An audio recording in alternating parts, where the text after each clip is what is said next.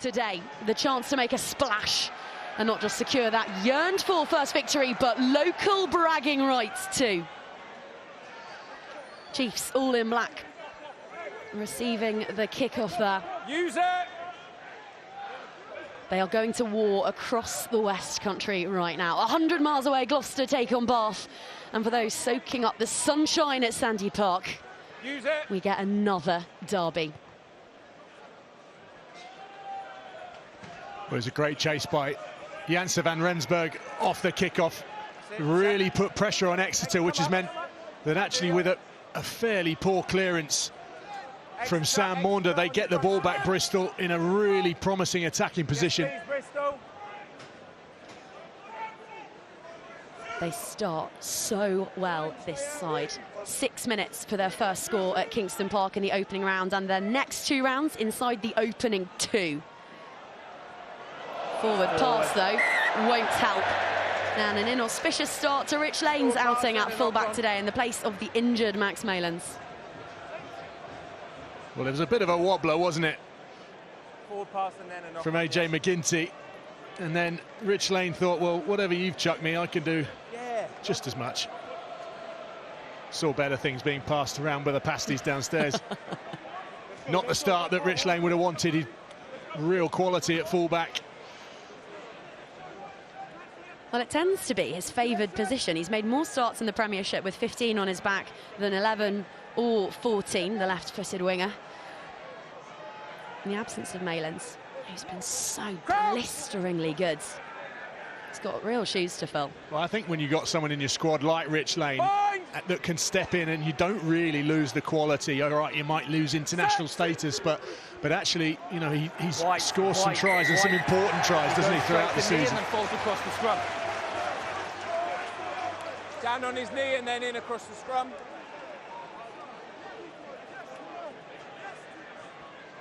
Well, first the forward pass, an error in the backs for Bristol, and then the penalty going the way of Chiefs at the scrum. Fine work there by C.O. Yendall and Street.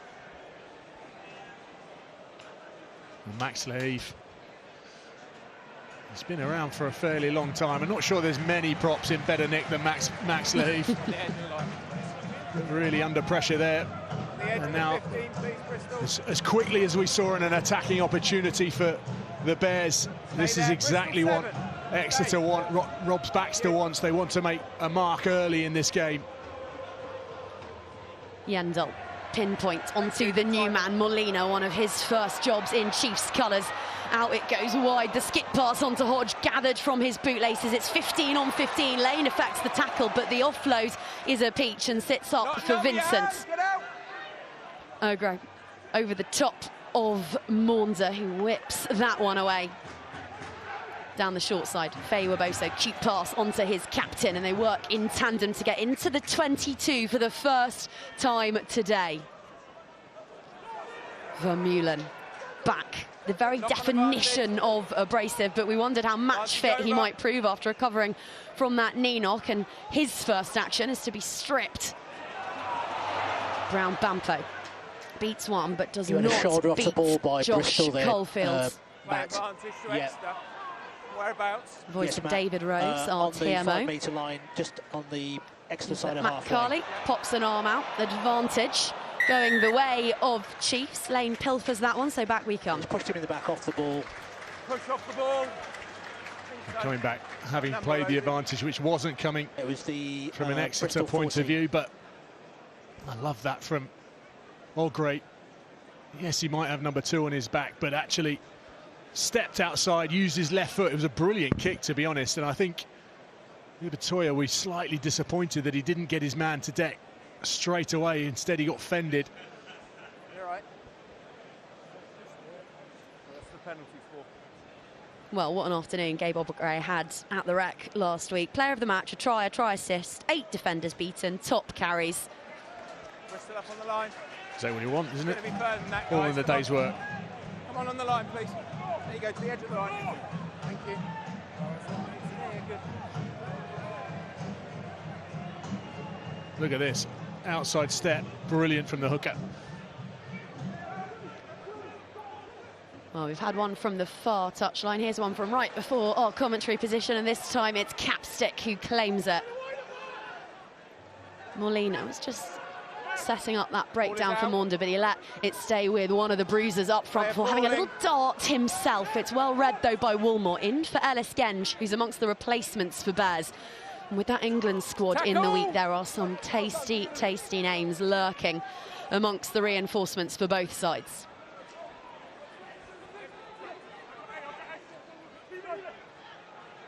Here now is Skinner back wearing 10 and with a bit of a point to prove. After being stood down for the first time in a year and a half on Premiership duties last time out. Tuima plays scrum half and finds Vincent. Backwards, no, get out. Thank you, good choice. Maunda again, full of beans this morning. It's a second snipe in this particular set.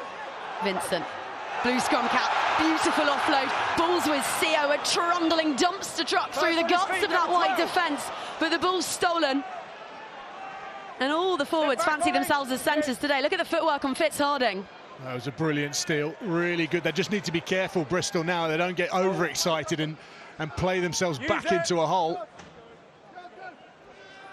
Well, Bristol consider playing out of their own 22 a fourth set piece. They were talking about it in the week. They practice it every day when they are in training. Not yet. And as I say that, they put boot to ball. Kieran. Far safer. Kieran. 9. Don't do this, please. It's a really good offload. Who doesn't want to see a prop running full flow? It's Janse van Rensburg that's the first one in there, but not quite sure who eventually got that steal, but whoever it was incredibly important.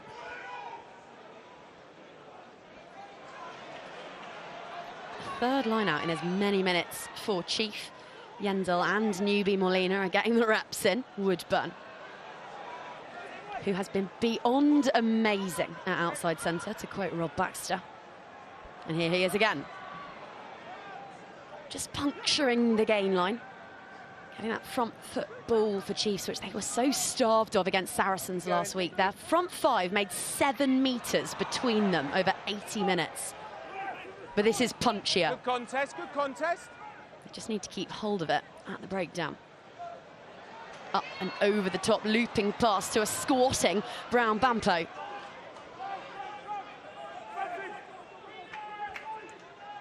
Maunda onto Vermeulen, who takes the direct route, grappling with Batley, who eventually hauls the South African to ground.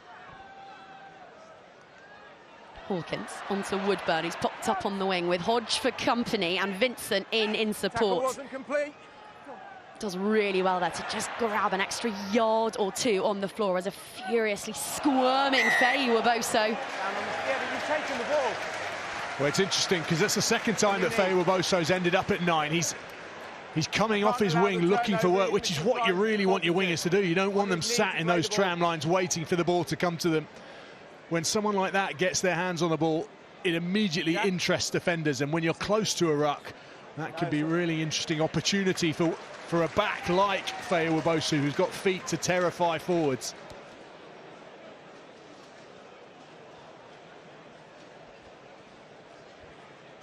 The only individual called up by Steve Borthwick this week for that. With the Bristol guard, but let's keep going that now. only. And let's be a bit proactive. Listen to Matt Farley. Free line out with the Exeter 10, your arm being in the air and then moving.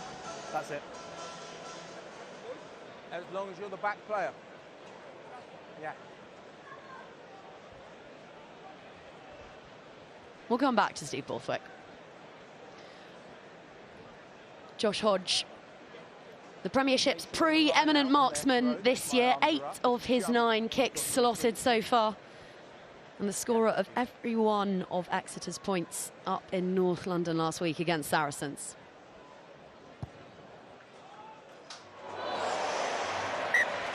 Well, it clattered the upright several times by the sounds of it, but over it goes. You nearly did a job on him. They all count.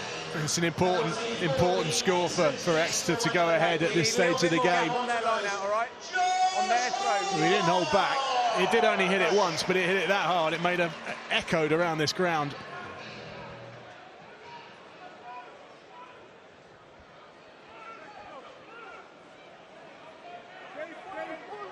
and go. Hawkins. Wales is Hawkins, Chiefs Hawkins. Buried beneath a monochrome caterpillar from which Exeter rise. And look at the kick chaser soaring. Brown Bampo delighting those here at Sandy Park. That got a proper round of applause. Wait here, wait. And then Hawkins again kicks that and immediately gasped, hands to his face. Ball still live. I'm still in absolute wonder about how Brown Bampo stayed in the air for so long. Just watch this. I was just thinking, wait, and then you can put the tackle in, but he almost hovered in the air. It was a great take in the end. Make sure you watch me. Fantastic piece of skill. Let's play. Couldn't tell if that was a slow-mo replay or not. The hang time was divine, just briefly deciding to opt out of gravity. Well, judging from his legs, he's got a bit of power in him. 22 years old and fresh out of Durham University, where he was a box Super Rugby superstar. And it's another university star, Feyi-Waboso, who races back to gather that one. And you can just feel the excitement every time he gets his hands on the ball. Well, there's a head-to-head worth the ticket price alone. Ibitoye up against Feyi-Waboso, and the ball just about recycled by the barnstorming Bristolian winger, Marmion. Through the hands of Luatua, out onto the wing, and there's something on here. And here's that Bristol. There's going to be an almighty chase on from Hodge, but it won't be enough. Not by half. And a Bears flag driven into Devonian turf. Kieran Marmion, wearing 9, takes the opportunity with both hands and slams it down. And this is absolute quality from Bristol. No space. Pace on the ball, pace off the ball. 2v1s time and time again. Good, Thank you. Let the ball do the hard work. Kieran Marmion under the stick. Look at this. Run straight, come back in off your angles. Joe Batley doing brilliant just to suck the defence in. Really good angle to see. How many times do coaches say, run straight, let the ball do the hard work? Well, we saw a beaming Rhys Carre doing similar against Exeter just last week at the StoneX. It was over there to Joe Batley for the lovely fix and assist. And it's over to AJ McGinty to make it a full 7 points.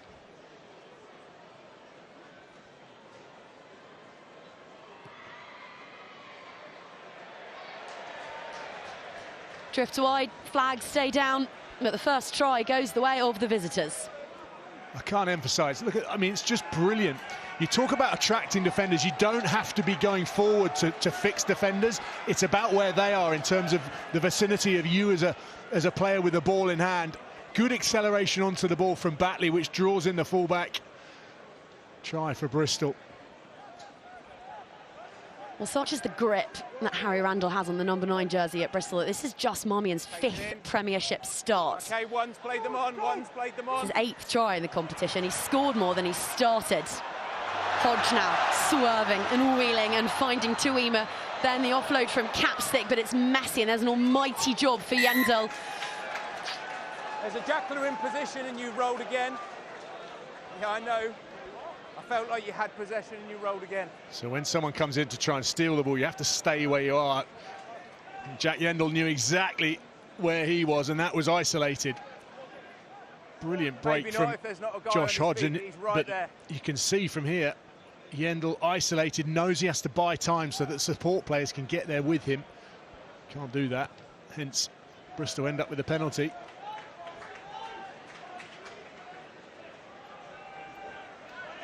And a fine stab upfield from McGinty there. Complete. 6 or 7.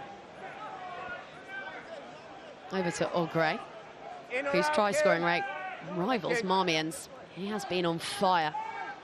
And throwing clean as a whistle too, as he does there across the face from the try-scorer. Ball patted down. Here's there to Woodburn. Chase is on. Marmion's there. Lane is on. Desperate scrambling defence from Bears. Gets it done for now, because Feyi-Waboso has it and classes into Luatua. Tuima. Four. Straight down the passing lane, you're offside. Number 4. Well, it's Josh Caulfield who's going to be having a rest, but broke down in midfield for Bristol, and then you just thought Woodburn would be away there. Maybe a couple of years ago he would have put that under the sticks. That might be being a bit harsh because Rich Lane and the covering defence were flying.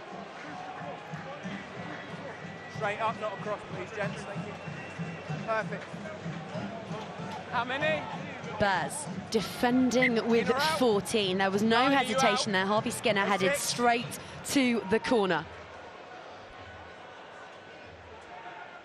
They fluffed a couple of these in North London last week, but this time it's cleanly down from Molina. Moore is formed, but struggling. Let it go now, Bristol. No forward momentum to be found for these black jerseys, so they'll have to use it. Tuima is queuing up for it. Skinner barking orders. Vermeulen.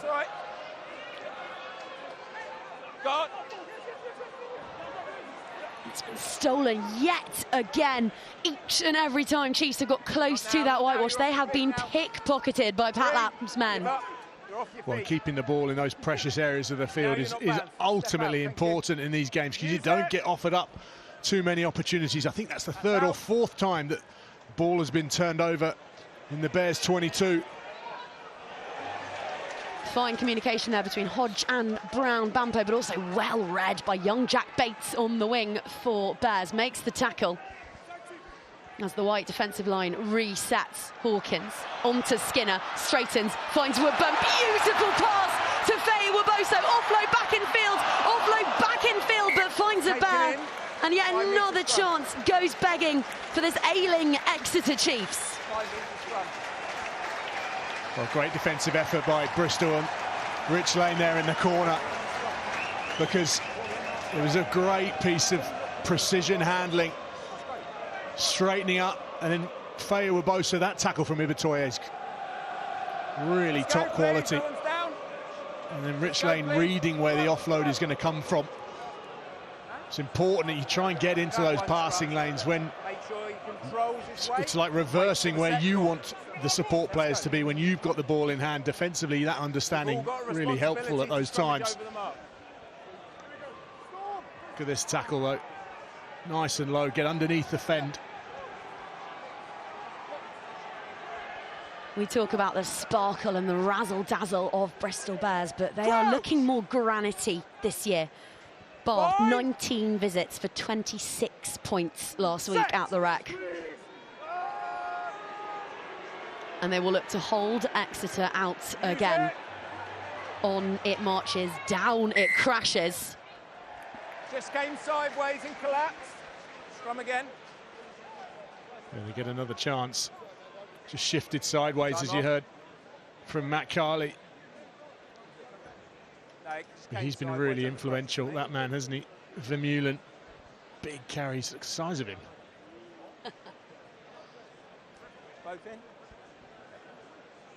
They're not short on loose forwards, Exeter, but they have missed him specifically, haven't they? Such experience, such a cool head amongst this young pack of tyros. Yeah, and I think when you've got someone that can be a focal point for your carries within the forwards, that can help those younger players, those less experienced around the field. Look, there's enough to do for Jacques Vermeulen himself, but actually when you've got someone of the quality that sets standards, it's someone for the young players to look up to and follow.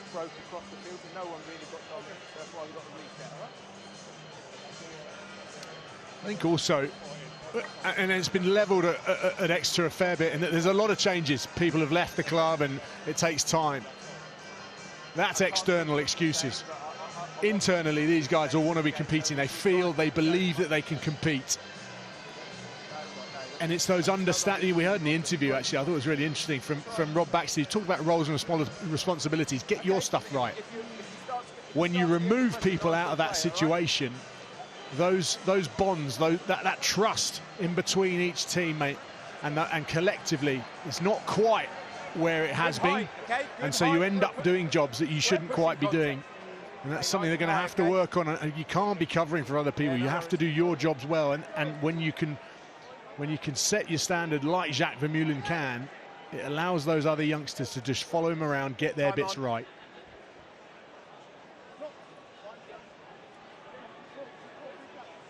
Crouch! Bind! Bears scrummaging with 7. Set! Stay behind the ball, Kieran. Get behind the ball. Step back, half a step, you're right in front of the ball, thank you. But looks as though Rich Lane might have joined them. Skinner hurtles that one across the face of the defence of Bears, but over crashes one of Baxter's rookie wrecking balls in Paul Brown Bampo. A first Premiership try for the Flyer, and that will have done Devonian Hearts the world of good. Well, it's a brilliant set-piece move. I just wonder whether the ball needs to go that far across. Maybe Hodge was the recipient that should have got the ball, but actually, when you got someone with the strength, power and pace of Brown Bampo, why not give him a shot? Because that's not a bad effort at a tackle from Rich Lane, who just gets swatted by the young winger. Both clearly fighting to stay square. Maybe just shifting that ball to Josh Hodge means that there could have been just a simple 2-on-1. Brown Bampo would have gone in untouched, but as I say, proper quality finish. The infield player nearly obstructed the ball carrier, so it's just something to be aware of. Okay, well, if they throw to the middle and get 5 out, then just be more alert.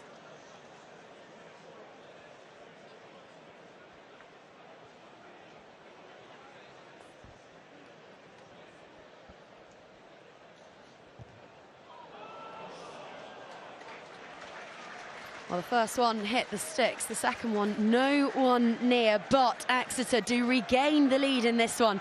What a special moment for a special talent. It's a great ball, really long ball. And look at the power, the ability to just drive his legs through the contact. So easy, you see it so many times, players go to deck as soon as the contact's made, but if you can keep pumping your legs and half break through, that can be the difference between 5 points and nothing. Had an amazing pre-season by all accounts, did Brown Bampo, who is herring after this one. He's got incredible raw physical ability. Rob Baxter allowing comparisons to Manny Feyi-Waboso, who, it's almost hard to believe, but was having breakout moments at Ashton Gate against Bristol Bears just last year. And there is the next prodigious, precocious cab off the rank, the try scorer, turning tackle and making that shot. And it's ponderous ball at the break down there for Marmion, who finds Laheath. Double shot, triple shot. Vermeulen, Tuima and Vincent. That is an awful lot of muscle. And they might just have bagged this one back. Well, that's great work in the midfield from those big fellas, but they can actually tap their left winger on the backside as well, because he might have just run down the other end and scored a try, but the work that Brown Bampo did there to just shut down that attack, almost swallowed up Bristol, stopped them dead on the gain line. That's what allowed the Exeter defence to reset and be in a more dominant position. And then it's Max Laheath, isn't it? Gets absolutely swallowed up. That doesn't happen that often. No, stay where you are. We'll start getting formed up. Your seconds are quite slow in anyway. Here we go. Let's go then, Bristol. Time on when I say crouch, please, Andy. Caught up with Jack Yendel in the week. 9 years now as club captain. He has been here forever. And he was saying that they showed a desperation towards the end of their match with Saracens last week that just wasn't present throughout the 80 minutes. Desperation is a word that is so laden with negative connotations, but it's actually been one of the buzzwords this week. You could see all of it in spades in that kick chase there by Brown Bampo, which hands the home side this lovely attacking platform. Hawkins finding his fellow centre in Woodburn, who trucks it up, and now in on the second phase is Skinner, rolling and presenting on debut. The newest Puma in these parts, Molina. This now Maunzer, the offload onto Brown Bampo, who has been everywhere for the last couple of minutes, emptying the tank early doors. It's 15, plays 14. There's space here if Chiefs can just find it. but opting to run it bodies rather than space. There was Vermeulen. The put pass in from Tuima onto Sio, who's had a couple of jaw-dropping interventions already. Fresh after his weekend off. Skinner goes crossfield. Is that Brown Bampo popping up again on the other side? It is. How much turf is he covering? He's getting through a huge amount of work. Scrum, Bristol ball. You see Feyi-Waboso looking up thinking, well, that should have been me. Getting through a huge amount of work. So close to nicking that ball off. Ibitoye, look. I don't want to see a lean. I think both of you lent a bit, but just a bit less. It's a nice scrum on my side. Yeah. He's done his fitness work, hasn't he? Hasn't eaten too many of these sweets that are sat in front of me. No comment. So good when you got someone like that that's threatening physically, threatening from a pace perspective, and actually does the grunt work as well. It's an all-court game. Chiefs do these infamous sessions with the Marines during their pre-season, which all culminates in a day spent in the mud out by the coast. And I would implore you to go and have a look on their YouTube channel. There is astonishing footage of it. They are up to their waists in liquid mud. And at the end, Brown Bampo, ahead of his debut, before running out for the club professionally, sits down and tells the camera how much he loved it, how much he loved asking himself those tough questions and finding out what he was about. He's a tough cookie. Be interesting to find out which swimming group he's in. Who kept the Marines come up with those names, did they? I actually don't know who You comes don't up want with to it. be with the tadpoles, do you? I suspect it's S&C coach Mark Twiggs who comes up with it. I know that Dan Frost is a tadpole. Crouch! It's a bit like, I don't know, when you're called into the gym and you're put in Fat Club. It's like if you get put in Fat Club and you're in the tadpoles, it's just a stinker, isn't it? Writing's on the wall at that point. Ibitoye lurking behind the scrum, but the split step from Harding gets the job done really nicely. That is 10 metres hoovered up by the men in white.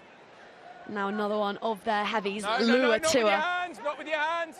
His 8th season as a Bear. Intrinsic to everything good about this side.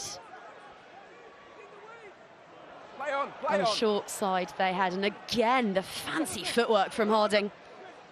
Step back. He's won 10 of his last 12 Premiership outings as captain. Charged down by Vincent. Ball passed backwards. Scooped up by Woodburn. Here's Tuima. Chiefs on the counter. Gathered wonderfully by Brown Bampo, who is pulling up trees down in Devon today. Vincent has it. On to Skinner. Regrouping desperately, tying themselves in knots. Our Bears, ball is out, there's space on the wing for Vermeulen, who trundles up and over the top of a desperate tackle by McGinty, putting his head in the spokes there to stymie this one. Still on the turnover, still on the counter. Skinner dinks it up delicately over the top to Brown Bampo, one to beat. At last, a moment for Bears to reset defensively. It was low force, but it was around the neck. Okay. Clear out on the neck. Low force, but on the neck. Clear out's all wrong, but Bristol causing themselves some real problems. I understand ambition and saying that playing from your own 22 is like another set piece, but actually if you're playing yourself into real difficulty, it's a balance, it's a management of where you are in the game. Okay, at 25 minutes with 8-5, it's pretty level. You might as well have a go, but actually it's about feel, it's about understanding, and that was the wrong decision from Bristol in that area of the field at that time. Okay. While all of that happened, Harvey Skinner's mouthguard, his new high-tech mouthguard, was triggered, and so he will be leaving for an HIA, which means that on in his place is Ben Hammersley. Slight rejig of that Chiefs back line. On the assistant, guys, thank you. 7. So it looks as though once that takes place, Hawkins is dropping in at 10. Hammersley heads out to the centres. Woodburn remains at 13. You just wonder whether that's an understanding of where Bristol are going to look to try and attack. Hawkins far more physical. And it's the overthrown line out, lands in the breadbasket of Janse van Rensburg, and now McGinty. Bristol back to 15. Wing finds wing. Bates onto Ibitoye, the basketball pop pass. Oh, look at this, all the tricks coming out of the Bristolian box. Props in tandem now. Woolmore onto a pinwheeling Laheef. Marmion over to his captain, Harding, who carries half of Exeter with him. The offload's away. Absolutely essential tackle there from Ross Vincent. That's a try saver and a half. Caulfield, rested and full of intent and menace and determined to make his mark on his reintroduction. Luatua finds Ibitoye in off his wing and 6 metres shy. And weathered the storm of that yellow card really well, Bristol. So much pressure. They've not been up this end of the field in what feels like a lifetime. Harding. Now Ibitoye ducking his shoulder, and Hammersley is driven backwards and ultimately upended by the power of the winger. 11 black offside. 11 black offside, never on. Advantage going the way of Bears. It's a little pass off the chest of Luatua. Straightening is Janse van Rensburg, and splashing down in the corner is Joe Batley. Coast to coast go Bristol Bears. It's a swashbuckling score that puts them straight back ahead. Well, as soon as Matt Carley was playing advantage, you knew that Exeter was struggling. Did really well to get to that position down that fine margin on the touchline. And then Bampo straying offside. As soon as Janse van Rensburg, he picks the perfect line, because the outside defender feels really threatened by Janse van Rensburg taking off in a slightly diagonal direction. Hodge just hovers for half a second. And that's enough space for Batley to dot the ball down in the corner. Some brilliant scores already.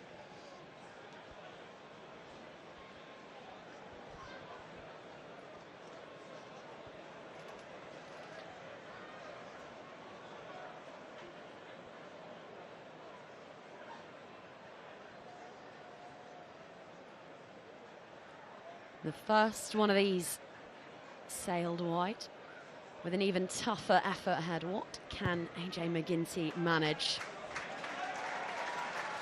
Oh, well, he nails the tricky one. It's 12 plays 8 with 30 minutes gone in this one. Good ball that pushes Janse van Rensburg. And really, no one's going to stop Batley from their big unit 5 metres out.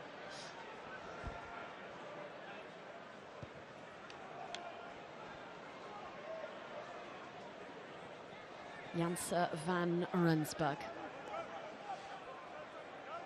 I actually asked Fitz Harding a couple of days ago what makes him so good, what does he like to train with, where does that strength come from? And he said, if I could design a rugby player in a lab, I would make Benhard. He's that good. Taken in. 9, get out, get out. Thank you. Almost brilliant from AJ McGinty. Just dropped it onto his left foot. Proper class. So let Craig decide. I would have been happy with that down at Exeter City.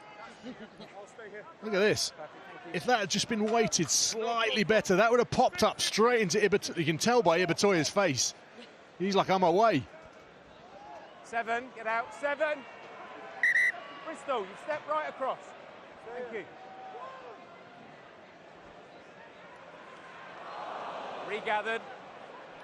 Well, Baxter told us in the week, and then again pre-match, just how impressive Molina has been since arriving, and there he is now, just lofting that one up and onto his skipper.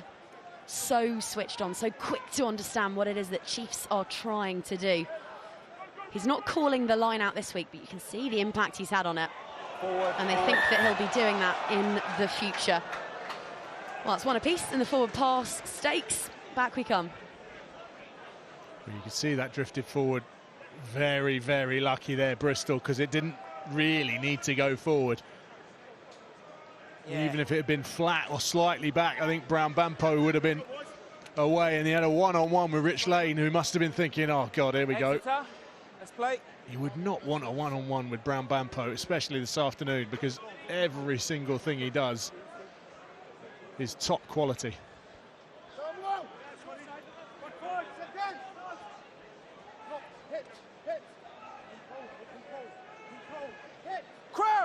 Well, they like Molina's line-out work. They like his scrummaging just as much. It's Marmion who'll feed. Bates is behind this one, but Harding has been tending to pluck them and set off himself. And so he does again. Obstruction, number 9. 9's clearly I think in front Exeter of the did ball, well at obstructed the just 9 from disrupting the tackling back of that scrum, Nine, just getting in the offside. way and being a pest.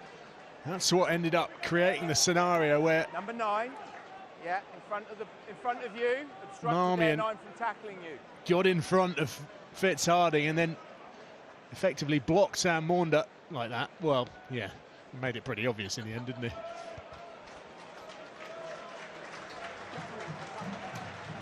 Yeah. You've got to go behind the ball, Kieran. You've got to go behind the ball. Sorry. You've got to go behind the ball. But also you did this. You obstructed Also, me as you well. did this and put your arms out, which made it really obvious for me that you were doing something you shouldn't have been. Love it. You can't call him unclear in his instructions, Matt Carley. Again, Yendel to Molina, a pattern that we've seen several times already today. And another thing that we're getting rather accustomed to is Vermeulen briefly flattening Bears in the midfield. He is back with a vengeance. And Rusi Tuima, player of the match in this one last year, is also making his presence felt. Marmion wondered if he might have had a clear run in. But no, back again for another penalty going against Bristol Bears, whose discipline is creaking somewhat. They're just under pressure. I think the numbers that Exeter are putting to the line, the big carries, they're getting over the gain line regularly, just means that actually Bristol were coming really stressed in those positions in and around that final third. Doesn't look like it to me, okay? That loss against Tigers in round one, their first ever opening round home defeat in the Premiership. In front of the ball. How many? How many? A loss away at Franklin's Gardens after that, and then another one at the Stoneaxe. But they're not panicking. Rob Baxter so eager to stress that. A win here today, and he thinks they've got a run of victories ahead of them. And no one will ever talk about the start of this Premiership season again for Exeter. Yendel, Molina. 6 metres the difference between Chiefs and what would be a second try. Don't move, Max. And the near sellout here for this West Country derby. Bang their drums and raise their voices and lean forwards in anticipation. Scrags, though, is Maunder. Well, it's another turnover in crucial position as well, isn't it, from an Exeter perspective? It's costing them at the moment. Scrum advantage going the way of Bears, who are persisting with playing their way out from the danger zone. Use it. No. McGinty's there, and it's to McGinty they head, and there is again that delicate little left-footed chip through. Nothing on, so we'll have a scrum. Well, also, when you've got a bit of time, you know you've got advantage, as we see. Winger was offside from the That kick. turnover. Offside from the kick. Why not try something? It nearly worked just before. Why not have another shot off your left foot for Hibitoye?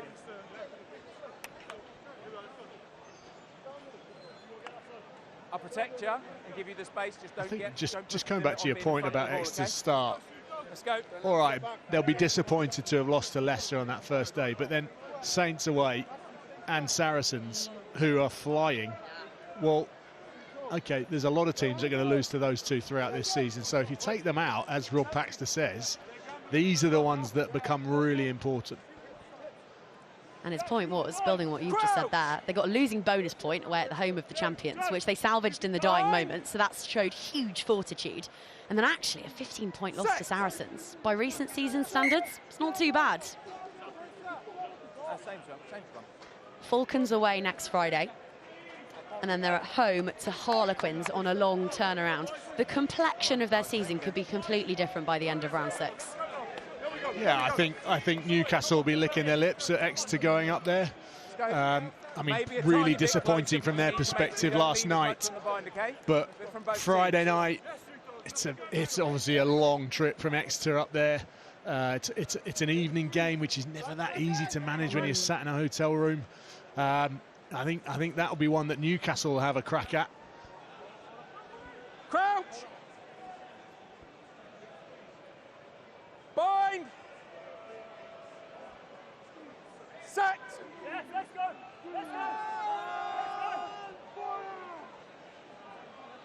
that 9, stay there.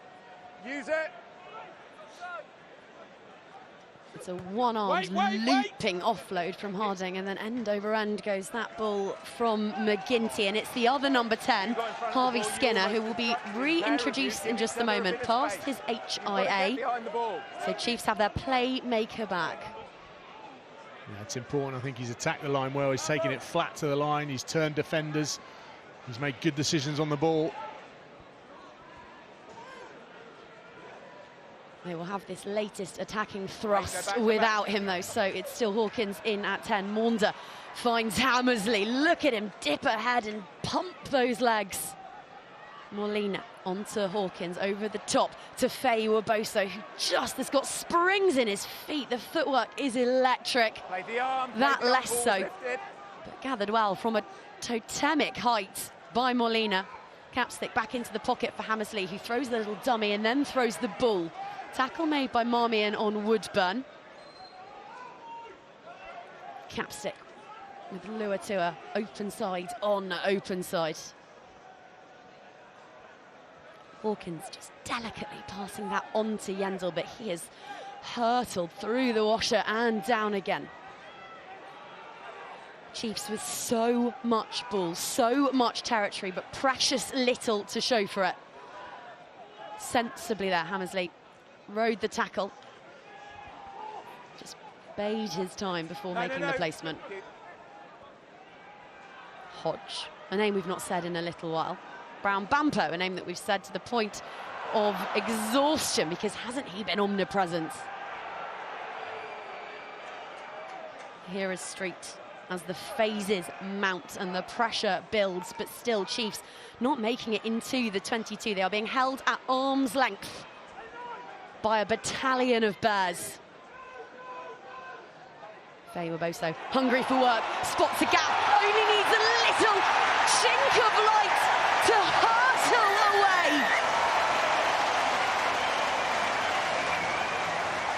He roars his delight and makes being lethal look like so much fun. Manny Feyi-Waboso is a phenomenon, and he proves it again. Well, both wingers absolutely flying, but the difference is that Feyi-Waboso gets the ball here and he looks up and he sees a prop, attacker prop. That's exactly the mismatch that players like that want to try and find. Unfortunately, I think it's Jake Woolmore. Gets too wide, and when you've got someone like that, the fend that comes after that is outstanding. But you have to tighten up in and around the breakdown. Just having a look at it, Matt. Just slow down. Make that area of your defence really solid and then adjust further out. But this is the one. Look here, steps out, looks. Look at that fend. You don't often see Bernhard Janse van Rensburg fended off like that. Shows you how strong he is.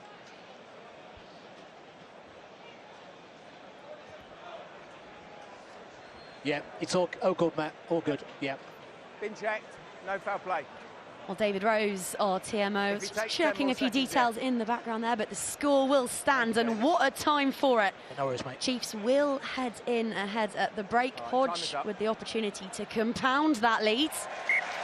And so he does, with a swish of those platinum locks.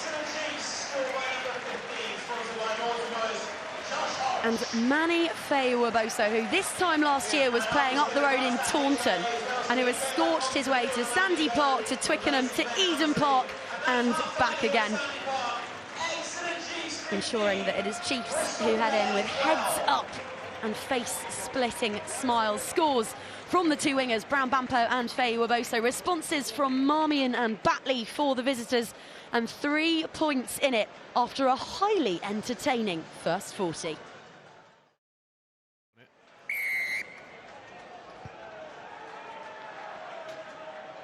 Steepling from Skinner, and it just ricochets through the fingertips of the newly introduced James Dunn. Knocked on in the process. That will go down as a reclaimed restart for Exeter Chiefs, whose loose head looks in some considerable discomfort.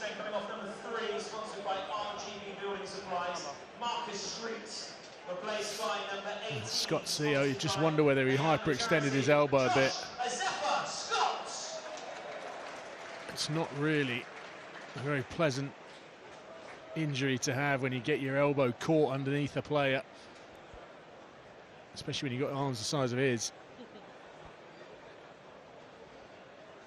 The 32-year-old Wallaby, whose rugby has taken him all the way from Sydney to the south coast of England, and deemed right as rain, he'll pack straight down in the sunshine.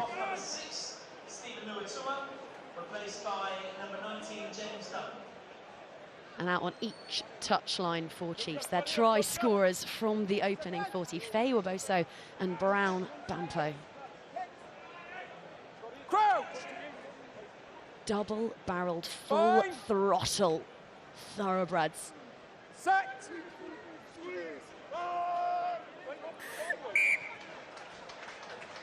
They talk about stringing positives together to get momentum.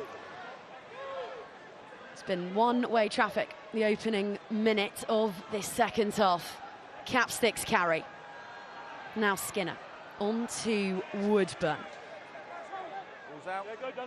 Most tackles and most turnovers last week in North London for Ollie Woodburn. Looking so at home with 13 on his back. Skinner saw Janse van Rensburg in front of him and somehow decided that the option was to run right at the South African. Vincent taking on Woolmore with a little help from his mate Josefa Scott. Ball heads in and onto Hodge. And one of the many Pumas involved today, Grondona, told to get his mitts off it. What a debut he had at the rack. A pair of tries. 17 tackles and a yellow card just to keep things interesting. Quick ball again, front foot ball for Chiefs, who are grappling their way upfield through Molina. Vincent, well read, what a shot that was from Joe Jenkins in the midfield there, but they reload and they go again, and right before that, packed out stand who are baying got a high tackle, their approval. Only by Bristol 3 on 15. It's been a high shot from Max Leaf, which means that there's a free hit coming the way of Exeter there. That kick was lovely, but we will have to come back upfield. Yeah, they'll come back because if they get the penalty, they can kick to touch and regather possession. They racked up the phases there, did Exeter. It almost looked like they'd gone through at half-time. They need to try and play with the ball in the air a bit more. Their offloading game coming to the fore. But I think the shapes that they're using are allowing them to get to the edges of tackles. And they're shifting that point of defence all the time. Further, no, away Makes from it you, really difficult for Bristol to realign, to get set, to come forward together with some sort of defensive integrity. Hang on. Are we good? Yeah, you're there now, Matt. You're there. You want to kick it go? Yeah, that's all right. Kick it go. Time's off. Kick it go. Put time off. Yeah, well, that's what I thought it was. When it gets called back and Matt Carley walks very slowly bang into the middle of the field, you go, yeah, do you know what? While we're here, sorry, Matt, we'll have a shot. Why not? Let's hope they've got all the kids out of the way. They're long gone. On the line, yeah, that's it. Thank you.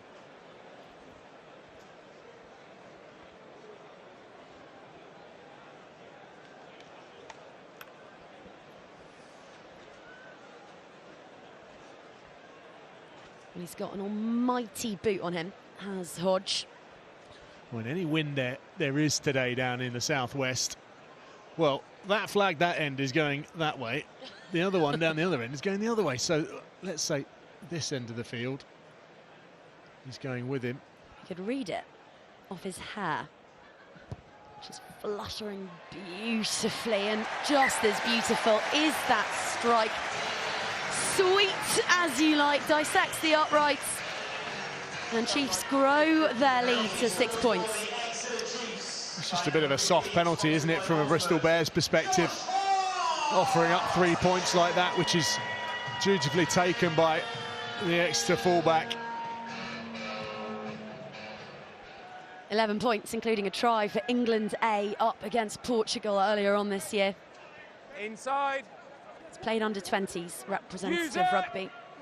He's got his eyes on the biggest stage of them all. And of course, a special week for several up and down the country as the coaching group for that England A clash against the Wallabies was announced this week, including Hayden Thomas of Exeter Chiefs. Ibitoye now with Hodge in the midfield, finding Jenkins, who's popped up on the wing. And now the two wingers combine there, allowing quick ball for Marmion onto Harding. This now McGinty. Molina makes the tackle, forces the knock-on, ball back with Exeter. And something that Bristol was so eager for, just a sniff of possession. Snuffed out. Well, it was great defensive line speed from Exeter. Really put pressure on Bristol in attack. It's good handling, really crisp handling, using their shapes well.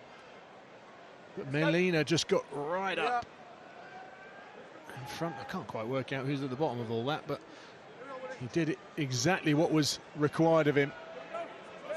And now Exeter with a midfield scrum in an area which is very difficult for Exeter to apply any sort of line speed, because you're down on numbers. You have to try and use those touch lines as an extra defender in these scenarios. Marmion defensively very important at this stage. Set.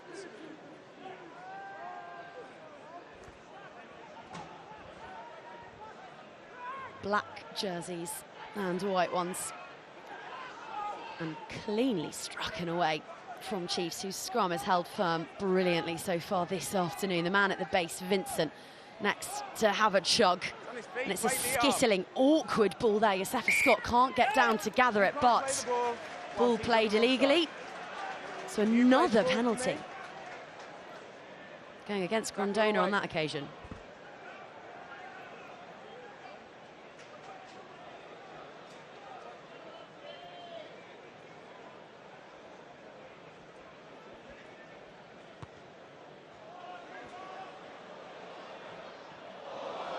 Hodge gave that absolutely every fibre of his being, but it sat up like a peach for Rich Lane, who's managed to beat half of Devon on his way out of the 22.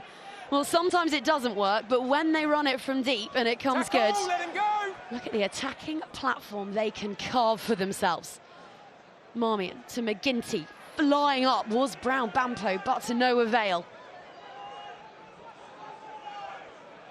Back the other way they go, Laheath onto McGinty, and this now the fresh legs of Dunn. He was impressive, towering at the rack. It's a skip pass, whether by design or not, the jury's out, but look at the two locks from Bristol. Thunderous from Batley, try scorer in that opening 40. Oh, Gray. Finding Caulfield.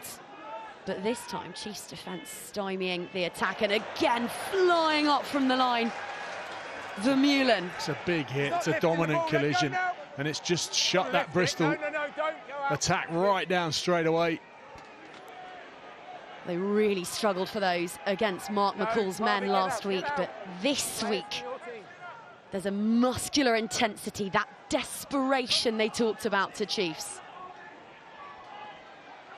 Janse van Rensburg throws the dummy, but doesn't fool Yendel. And they've fooled plenty over the years. Backwards.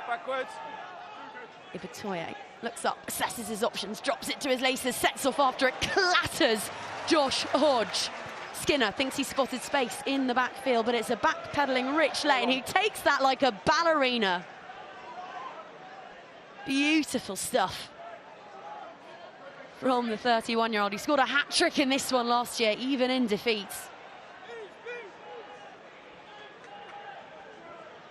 Here is Bates, fresh from the Bristol pathway and hungry. But as defensive sets go, that's off to Exeter Chiefs. Well, as Exeter, and Bristol bring on some changes, that was a really brilliant piece of play from Bristol. It's allowing them to get into their shapes, which you think from their perspective, as Jacques Vermeulen gets a well-earned standing ovation for his efforts. But it's just allowing Bristol to get those connections. They need the time on the ball to start functioning. That's coming A lot of this rugby for them, though, is being played in the middle third of the field. As we said at half-time, it needs to be played in the right areas of the field, and they're yet to have that territorial advantage. Yendel is off and applauded from the pitch. So too is Vermeulen. Return of the Jacques, and it was impressive. Scott Theo is also off, so Will Goodrick-Clark enters the fray. There's Dan Frost, ready to strike at this scrum. And Ethan Roots, wearing 20 today. It's a 6-2 split on the Chiefs bench, and they are just heaping brawn and belligerence onto the Sandy Park turf. Speaking of which, Ellis Genge is also on, as is Harry Randall. Well, I was going to say, you might not get brawn from Harry Randall. He's a big chap, but slightly just different shape to the rest of them. You're going to get a lot of pace and a huge amount of threat. And that's exactly why Exeter have got their mitts on the ball. None of them are 10. Well, that's the effect that Harry Randall has. He's 5 for 8 of popping candy. And they go quickly. Genge rolling up his sleeves, getting stuck straight in, and now marched back Chiefs. It's a little swing of momentum here in this one.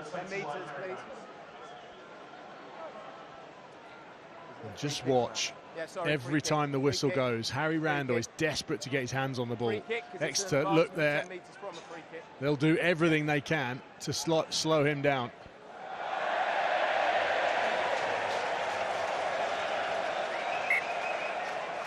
Bristol on the line.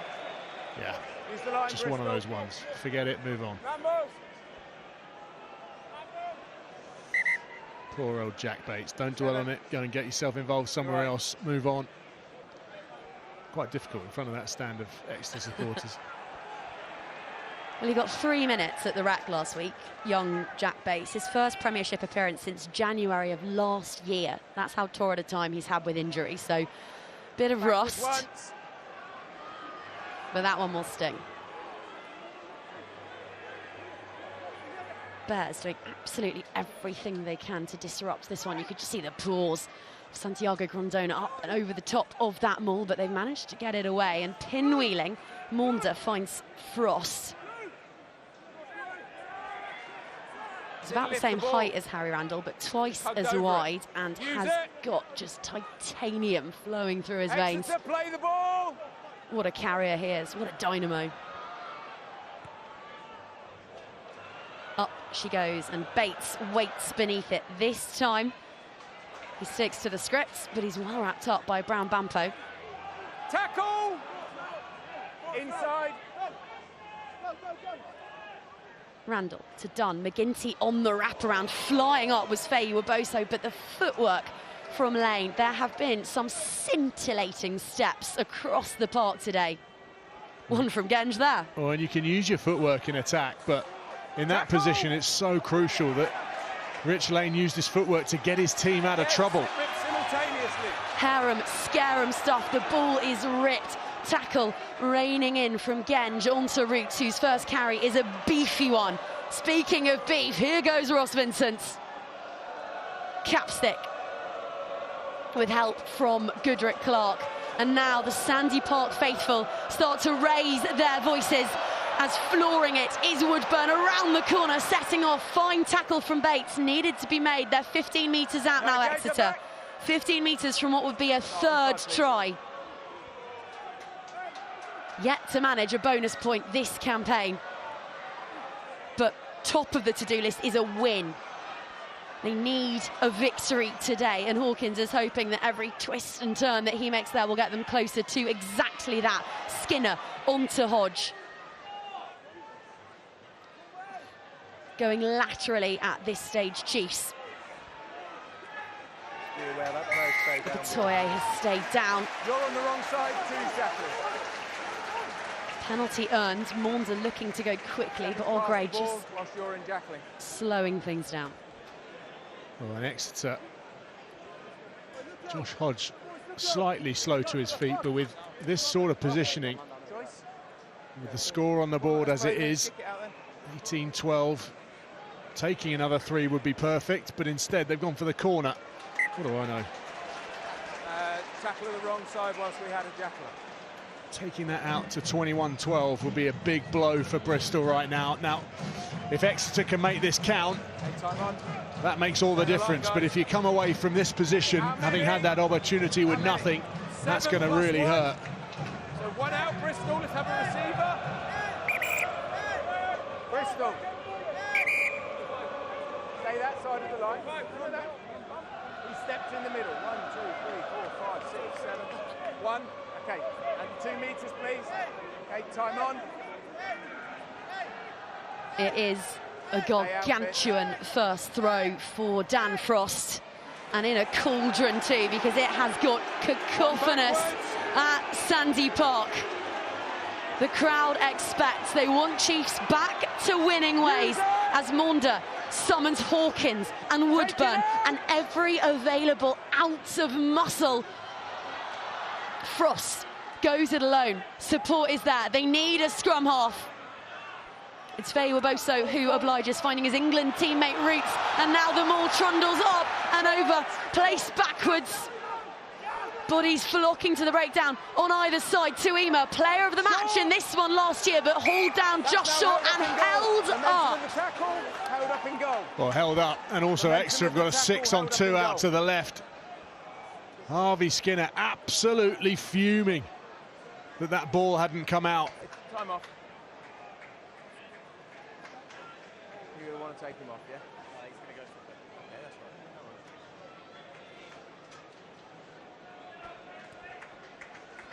right. Good D anyway from Bristol. That man really chucking himself into everything, as you'd expect. James Dunn heading off for a bit of a patch up with some claret coming off him. Behind the ball then, guys. On comes Benjamin Grondona. Time on, let's play. Brother of Santiago, just 20 years old, been playing for the Pumitas, Argentina's under-20s side. He's had 3 little 3-minute spells so far this season. An earlier introduction than usual. No, 7, thank you. Vincent will be hoping to be back with Gonzalo Quesada's Azzurri over the autumns. Playing for Italy. Every moment, of course, live on TNT Sports of those brilliant, throbbing autumn internationals. Tuima wallops into Harding. And Tom Cairns on, wearing 22, replacement scrum half for Chiefs, whips that one onto Skinner. Does so again there. Here's Hawkins. Fizzes that over the top. Brown Bampo. Snapping ankles. And now Goodrick Clark, who does something slightly more straightforward, but gets the job done just as well. Delay on that pass up and onto Vincent. You moved out. So strong, so powerful, but so quick too. Speaking of speed, down the touchline, Brown Bampo, not held, gets away. He's only gone and got himself a brace. Bish, bash, Brown Bampo. And the Chiefs production line just keeps churning out starlets. He's absolutely loving life, and why wouldn't he be? Bucks rugby to Premiership rugby, easy peasy. Molina, big second rows using their hands, who would have thought it? Simple stuff, we've seen it in the first half. Pick your defenders off, poor decision to step in there from Bristol. But my God, did he shift down that touchline, opened up. Still had a fair bit to do, but he left that Bristol defence in his wake. Tell you what, he continues in this form. Steve Borthwick will be paying another visit down to the southwest. Apparently there's another winger.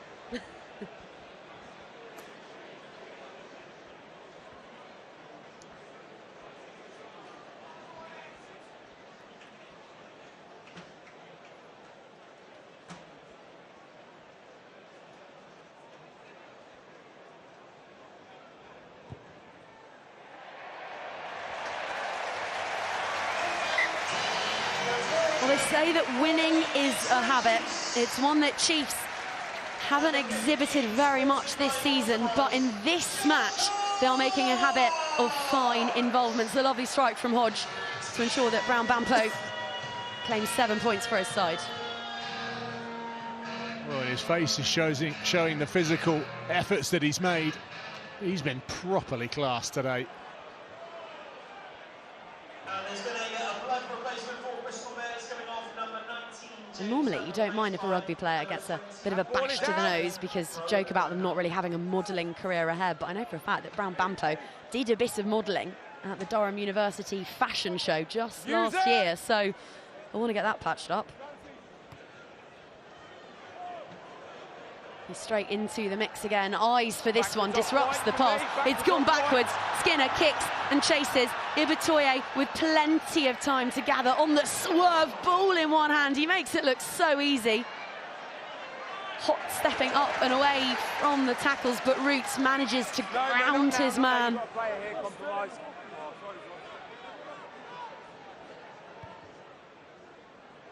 That's a great kick.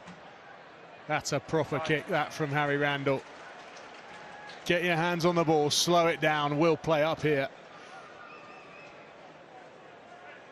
Oh, he nearly got it, didn't he? And it was a foot race. 5 Exeter replacement. Some good backspin on that kick. Well. Exeter. Is it 5-man? Jack Dunn, in his 3rd year in Chiefs colours, is on and into the pack. But your thoughts, having had a first glimpse at Franco Molina? Well, I think the fans have made it clear what they think of him. I think he's been brilliant. He's chucked himself about, as you'd expect an Argentinian to do. But it's the little bits. The bits like putting away Brown Bampo for a score. They're the bits that Rob Baxter wants to see as well. Not held. Great debut for Franco Molina.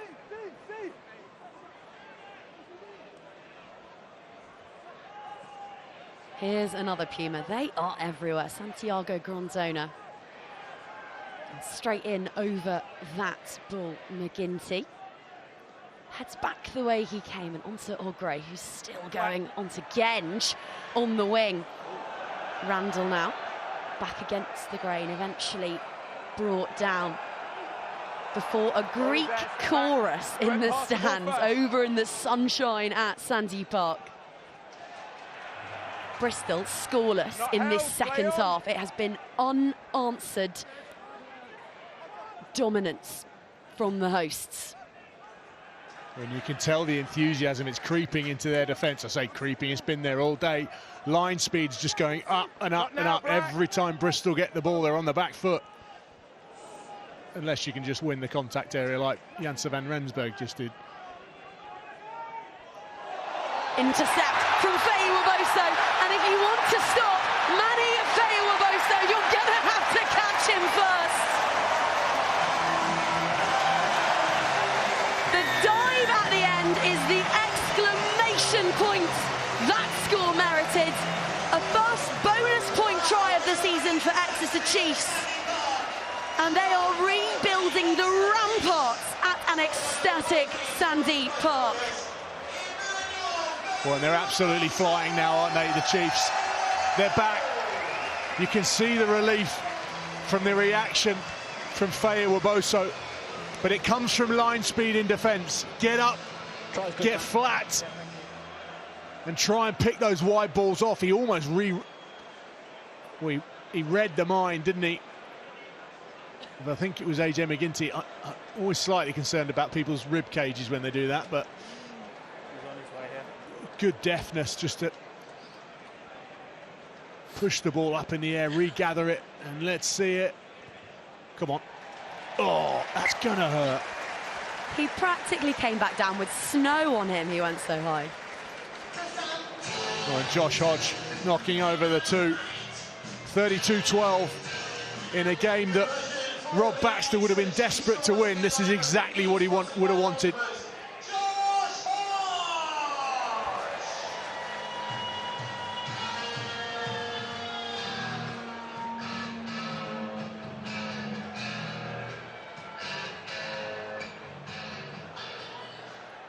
Exeter Chiefs have won this second half so far by 17 points to 0.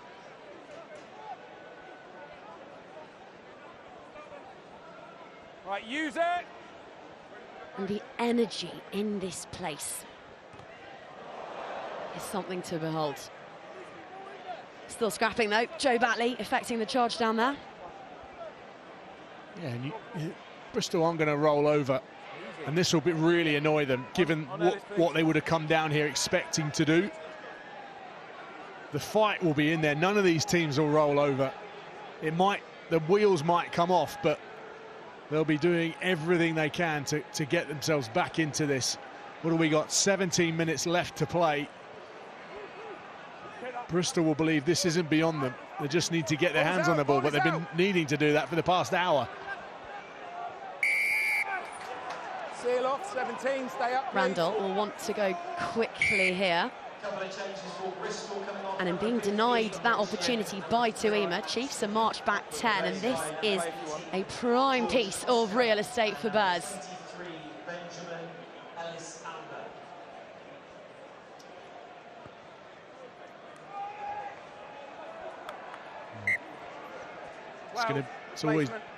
It's always difficult to defend a driving maul, which is why AJ McGinty's knocked that ball to the touchline rather than tapping and going. As Joe Hawkins comes off, 2 meters receiver. I think he's been really good today. Run hard, run direct, but he's also shifted the ball around. Harding rises to claim it. This was an area that they really struggled with last week against Saracens, and Bristol know it. There is blood in the water here. Can they get themselves a first score of this second half when they have been stymied something rotten? Back where they started, 5 meters out, but with an advantage this time to flex. They can get it wide if they want. Ibitoye is right out hugging this near touchline, but they're driven backwards. And we will bring the penalty into action. 16, come here. Captain. Captain, 16. Twice in a row down here that your players have either taken the ball away or stopped them from getting the ball. He took the ball and kicked it away. Lead the field. Well, Dan Frost made that slightly personal against Harry Randall since he's come on.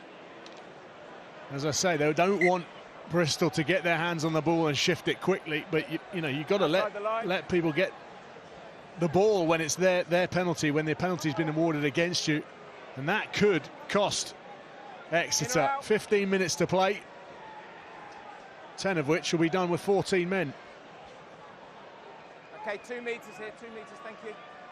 It was at this time in the match and in this exact location at the Rec that Ogre scored off the back of an attacking line-out, but this time the arrows are wide of the mark. Chiefs have the ball back, and they will not be in any rush whatsoever to play their way out here. Play the ball! It's out. It reflects really Bristol's afternoon, I think, that line-out. It's been there or thereabouts, but it hasn't quite been on point. It hasn't been accurate enough. And when they have had the ball, Thank you, Will. they've not done what they wanted to do with it.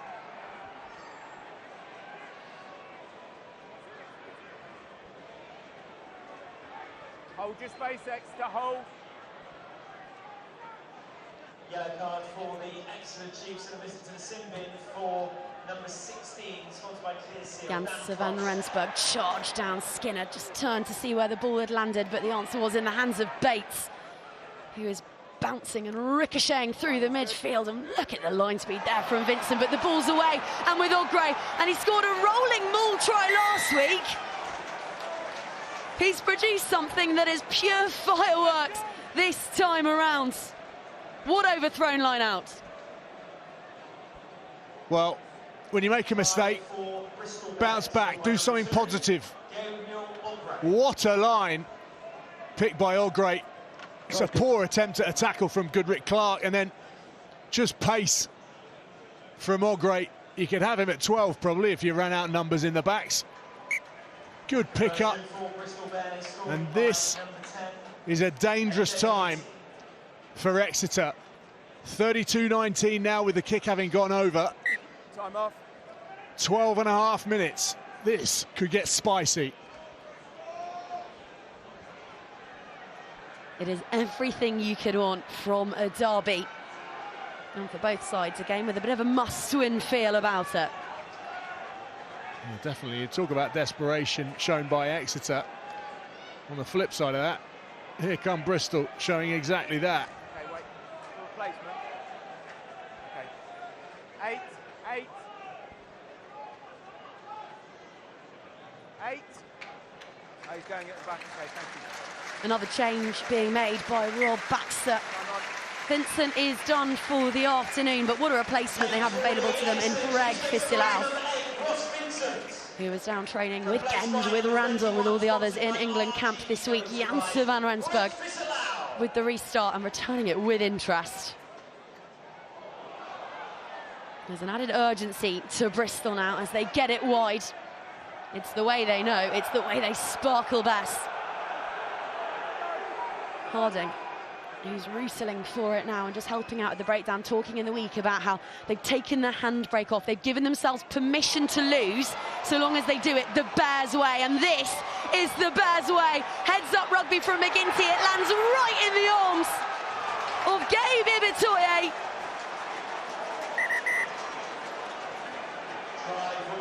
Do you have a view of that pass? No, I wasn't I'm having a look now, mate.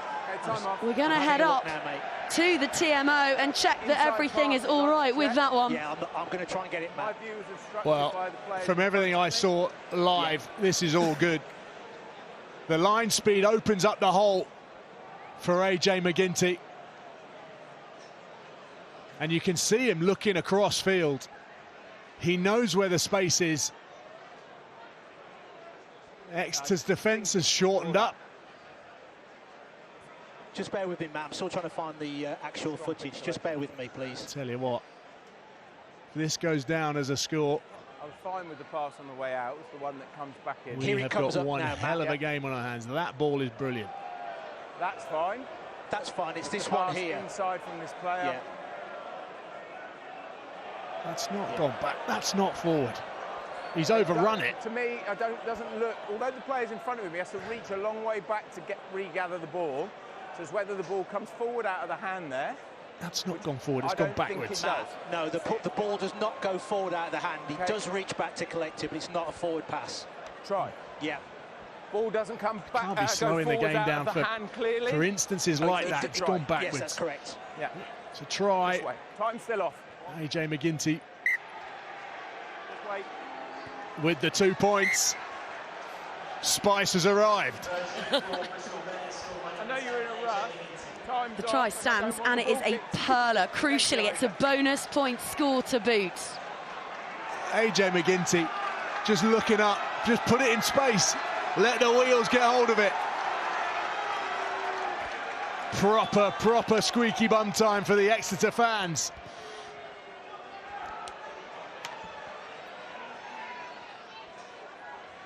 Six points the difference. Chiefs still defending with 14. Bears' tails are well and truly up now. And again, they've got themselves into open space, looking to flex their attacking muscles. It's Benjamin Elizalde there, placing it backwards on debut for Bears. Another Argentine who's caught the eye of Premiership coaches. Ball available. Well, Exeter been shortened up defensively again. Bristol heavy on numbers. Here he is again. He's a real talent, Lamb said in the week. Michael Checker had a good look at him while he was still a teenager ahead of the last World Cup. So prodigious is the back. Speaking of talent, Janse van Rensburg finding Ibitoye, two of the most dangerous athletes in the Premiership, in glorious, glossy, galloping tandem.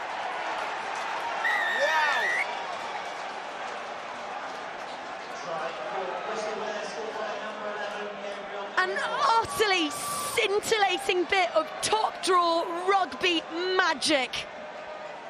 There is no way this should happen, but that offload, the ability to know where your support is coming from, and that footwork is filth, utter filth from Gabriel Ibitoye.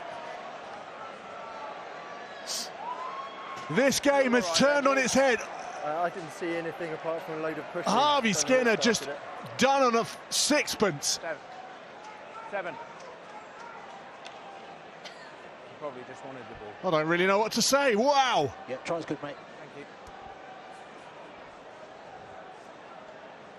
Thank you. Ibitoye with face-splitting, defence-decimating rugby.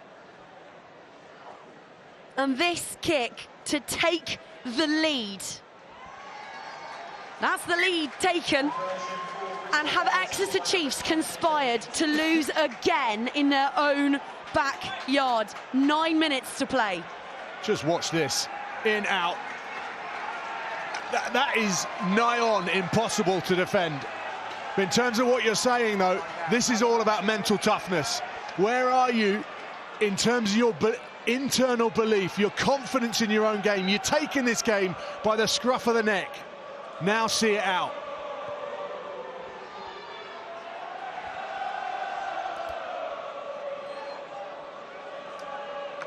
Janse van Rensburg going again off the restart. They keep sending them right down the South African's throat. Tackle. And like a mulleted missile, he keeps making up the ground.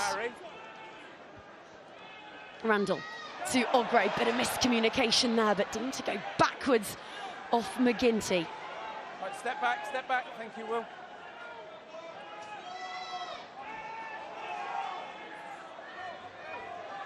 How about this? For Saturday afternoon entertainment, tries by the bucket load, and some of them absolutely magnificent. That less so. At least we have a moment to get our breath back. And this is probably the balance, because you've come back into the game. Now, somehow, you're leading the game. Why play in your own 22? Stick the ball 50, 60 metres down the other end of the field. That's exactly what Ibitoye was saying to Harry Randall. Not on the space, okay? I wonder how often Joshua Yosefa Scott has thrown in at the line-out. Dan Frost remains off the park. They're keeping this simple, you can see it. No deception there, nothing complicated. Just Capstick lifted up to gather, and then Hammersley straightening. That ball is out. Capstick slow to rise, but it's to his side of the field that they have headed. Fisilau stripped, ball knocked on though. Forwards. He ripped it out, the ball travelled forwards. But again, without a front rower, this gets interesting for Chiefs. You're right, Harry? Yes. You got blood there. I'm not. This is going to be a really mentally challenging period, because they've got to find a way to get themselves up again on the scoreboard. They're down a man, and they're having to weather a proper Bristolian storm. Number off. 19. Off for the replacement for the hooker.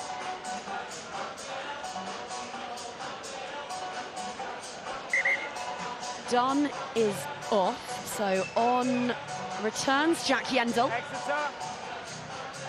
to complete the front row of this Exeter scrum. I know. Hammersley looks like he's going to be a part of this pack. Every back stream getting on the side of a scrum. What he meant was welcome back. I think it was Johnny May's nightmare that one time it happened. You take them all. Yeah, I mean, that was hilarious. Time on. It lives rent-free in all of our heads.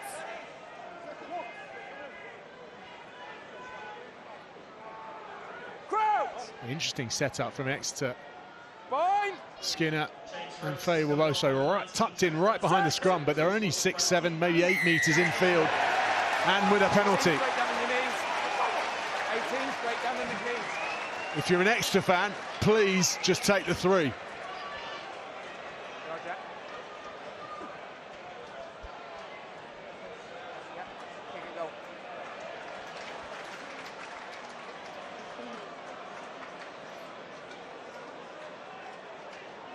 Also, Literally on it the set, just 18, takes a drops bit back. of wind out of the Bristol sails, slows the game down, makes them a bit twitchy.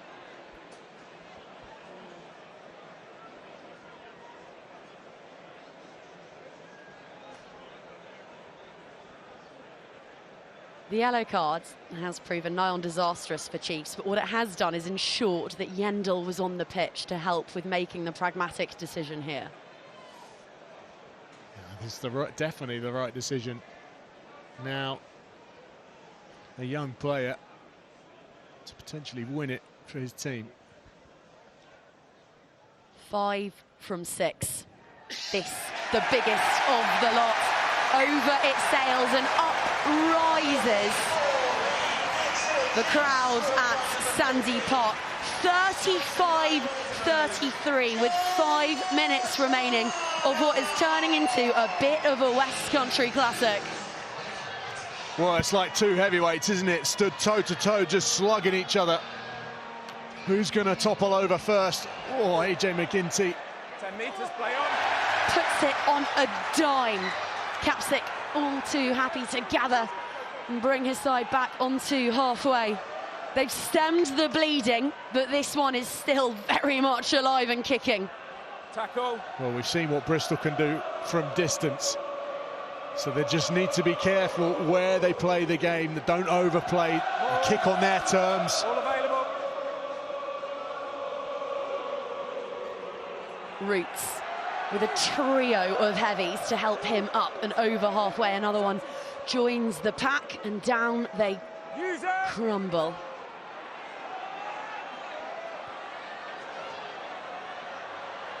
Hoisted high, Brown Bampo had eyes for it.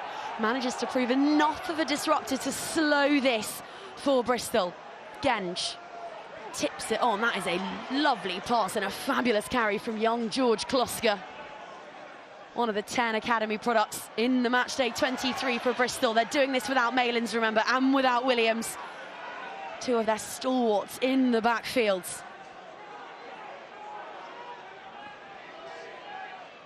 Elisalde. Well scragged by Woodburn.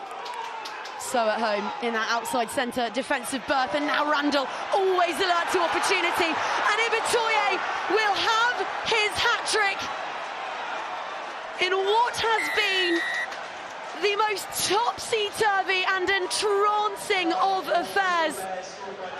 The Lees changes yet again. He's the hat-trick hero. And you get the sense there might be another couple of twists and turns in this one. Wow. I'll tell you what, Harry Randall has made a hell of a difference. Look at the line he takes here. OK, he breaks in field, but look, he's come back towards the 5-metre line. That leaves the space on the outside for Ibitoye. If he runs straight, look, he comes off his left shoulder. It just creates another metre for Ibitoye. And then look, Josh Hodge is quick, but he made nothing on Ibitoye.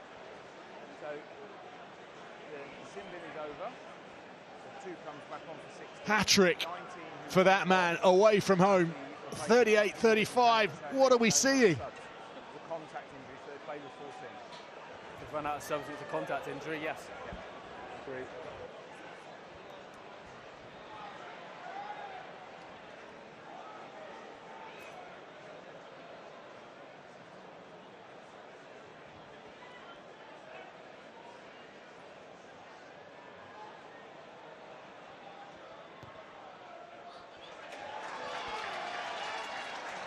Ten tries and 75 points. Yeah, you have to go.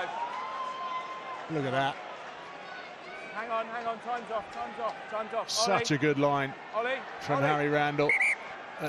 He is the grateful recipient. Ollie. Yeah. Time is off.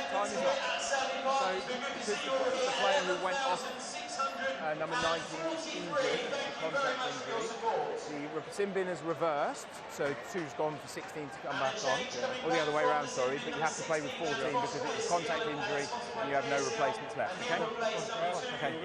Yeah, they have to play with 14, that's all. You have to play with 14 because you've run out of replacements and it's a contact injury. Whoa. Tell me when What a scenario to be faced with. Exeter with nothing left in the tank. They can't make the changes. Run out 5 minutes. Sorry, 3 minutes, 2 minutes. Can't do my maths, there's so many numbers on the board.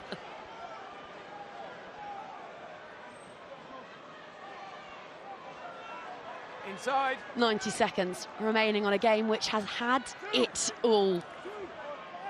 Chiefs on the canvas and staring down the barrel of what would be a record run of defeats. First time they've lost 5 in a row in the league since 2014. And Bears a claw's distance away from making it 8 on the spin on the road. Ball is out. They'll take their time here. For once, they might show a bit of pragmatism and just take the electricity out of proceedings. Well, these will be the shortest passes that Bristol have made all day. Clearing a player. Use it. Randall just assessing the piano pushers behind him, picks one of them out. It's a carry from Kloska. And again, the big men line up. This is all about them now, managing the clock, facing a 14-man Chiefs who thought they'd found the answers today, who thought they'd found some snarl. But in the most harem-scarum turn of events, they found themselves looking at yet another defeat. There's seconds remaining. No.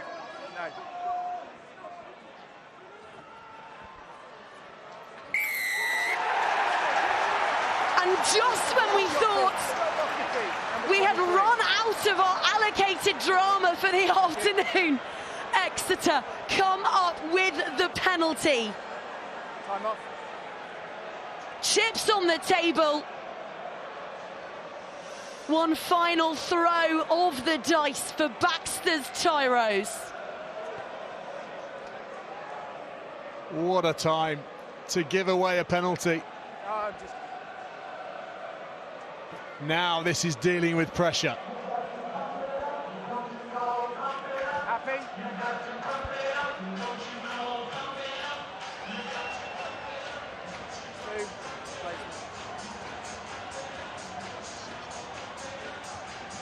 He's coming round the back.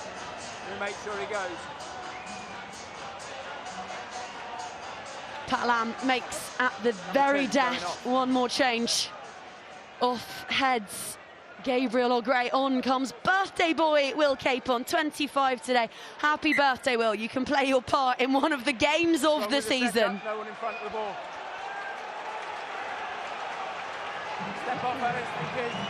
Make sure they land. Have you ever seen theatrics like it? So many points, so many swings of the pendulum. The margins as fine as you could imagine.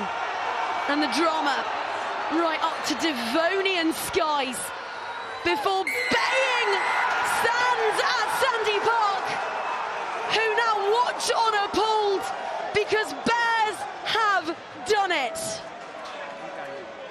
Will Capon, come on, make a contribution. He was the one that made the tackle that led to the turnover. Bristol from nowhere have come down to Sandy Park and properly dusted up Exeter. Well, the West Country right now is Bear country. One involvement, one match-winning intervention at the end of 80 minutes, which have delivered in spades. And Pat Lam's clawed Crusaders with swagger and swashbuckle in abundance have stormed Sandy Park. They go 3 from 4 and they have played some sumptuous rugby en route. Tom May, your Gallagher Premiership player of the match. Well, it's that man there. He's been outstanding. The 2 other wingers on the other team were also outstanding in Feyi-Waboso and Bampo.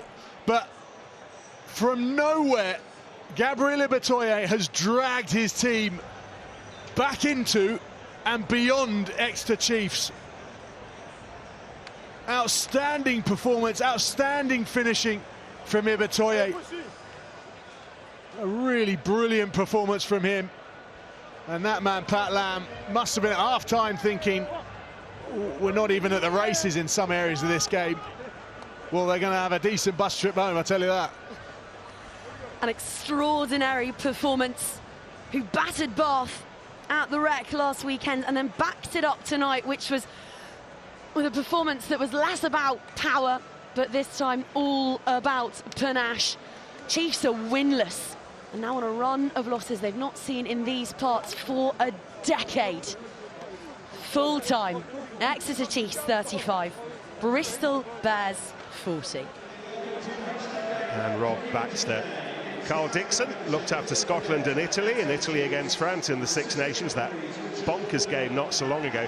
By the way, when we go to the TMO today, if we go to David Rose, then we will hear, as we did in the Six Nations, the conversation with him and Carl, and it'll be transmitted all around Ashton Gate, which seems to me like a very good idea, and I'm sure to lots of us. Absolutely no reason why all of us watching on the telly are getting things that those of us here don't get. Anyway, where's this one going? A little bit of milky, watery spring Bristol sunshine shining down on us as the Bears get us going. And it's not the cleanest of catches from Chris Chinzer, and the Bears will have possession from the line out. Gabriel O'Gray without his scrum cap today, O'Gray, and Bears get the first go, and immediately running hard, Rich Lane coming in off his wing, and this is Ravovo. Breathtaking start from Bristol, and immediately Chiefs defence being stretched. Harding took it in initially, and then it was done. James Williams, heavyweight inside centre, straightening things up, creating the platform. Harding, Randall, and this is Grondona, Santi Grondona.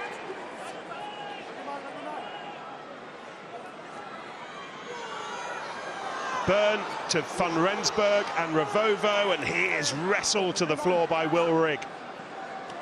Here again is done. Harding waits. A little bit of movement from Harding to draw in the tackles. On the edge of the Bristol City penalty box, the Leinsterman, Harry Byrne, makes sure it goes further wide, and the try scored by Jack Bates. 50th game as a Bear, and it's taken 90 seconds for him and his mates to puncture that Chiefs defence. Just as we anticipated they might do, the Bears came out flying. They took the line out so quickly to get the ball back on the pitch. When Pat Lam's had some time on his own, a few weeks off, he becomes inventive. Look at the width on that pass. It just creates chaos for the Exeter Chiefs. Ravovo, as I mentioned before the game, he's strong, he stays in field. That is critical to helping Bristol get through the next set of phases, just as they wanted to go phase after phase, and they found a gap somewhere in the Chiefs eventually.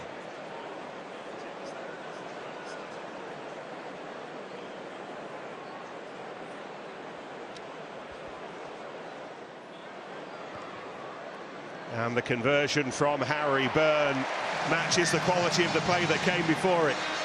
Bears 7-0. Just so many options for Bristol at the line. When it's so fast into the game, you want something to calm you down. But when there's that many numbers coming at you defensively all the time, look, there's 2-3 options for Byrne all the time. And it's just not what the Chiefs start they wanted to allow Bristol in so quickly. Henry Slade off his left boot. Taken by Paul Brown Bampo. Exeter eager to rebalance. Hit with a big heavy punch in the first 90 seconds. Here's Jimmy Roots, first Premiership start. His brother Ethan not fit today. And then Ben Cohen, his Premiership debut. So many young, exciting players, 20, 21-year-old, 22-year-olds, and they are very quickly having to find their feet at this level. And that's a pleasant enough kick from Cohen, and it'll put a little bit of pressure on this Bears defensive lineup. It's a nice kick from Cohen, and the phase before was Williams. It was just at a shot, but he put a massive hit on him. The referee, you heard his mic saying it was legal, it was fine, it wasn't late, but he took the ball close to the line, and Williams put a heck of a shot on him, just welcoming him to Premiership Rugby. He gets back on his feet, just forcing some pressure on the Bristol line now. Nice kick to get him in the game.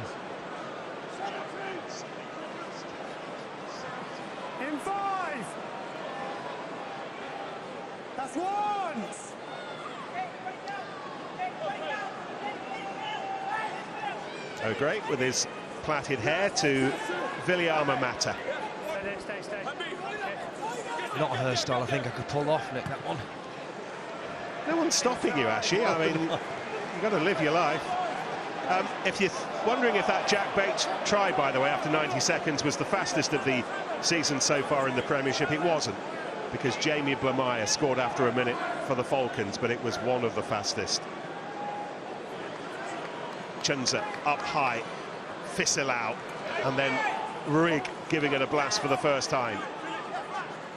Chiefs asking questions just outside the Bears 22. It was Capstick who helped get that ball a little further left to Josh Hodge, left winger today. No Manny Feyi-Waboso, no Ollie Woodburn, both of those injured, so it's Brown, Bampo and Hodge offering the widest threats.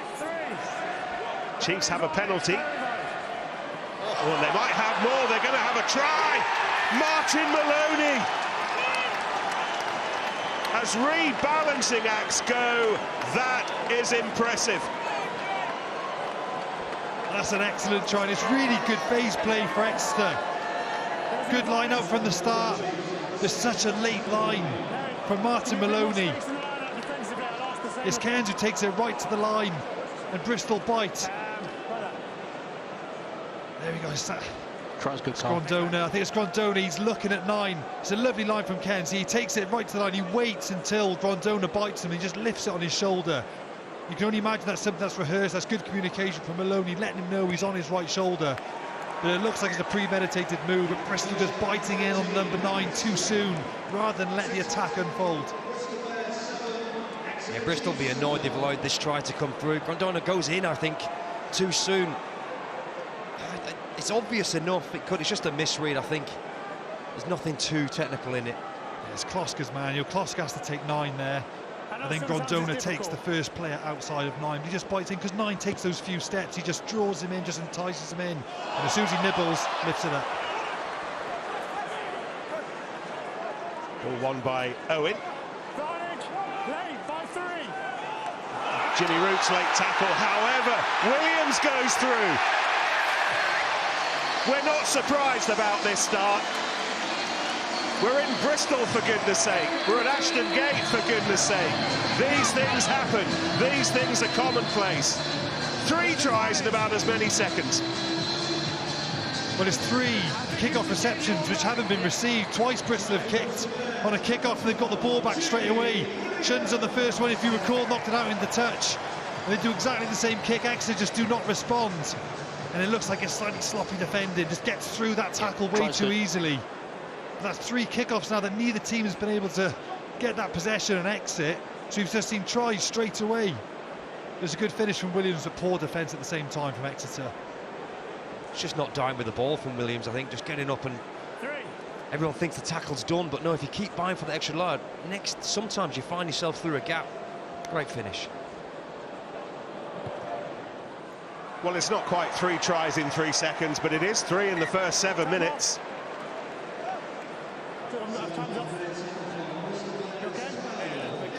Just bounces off the tackle here, Williams. Look, everyone almost stops.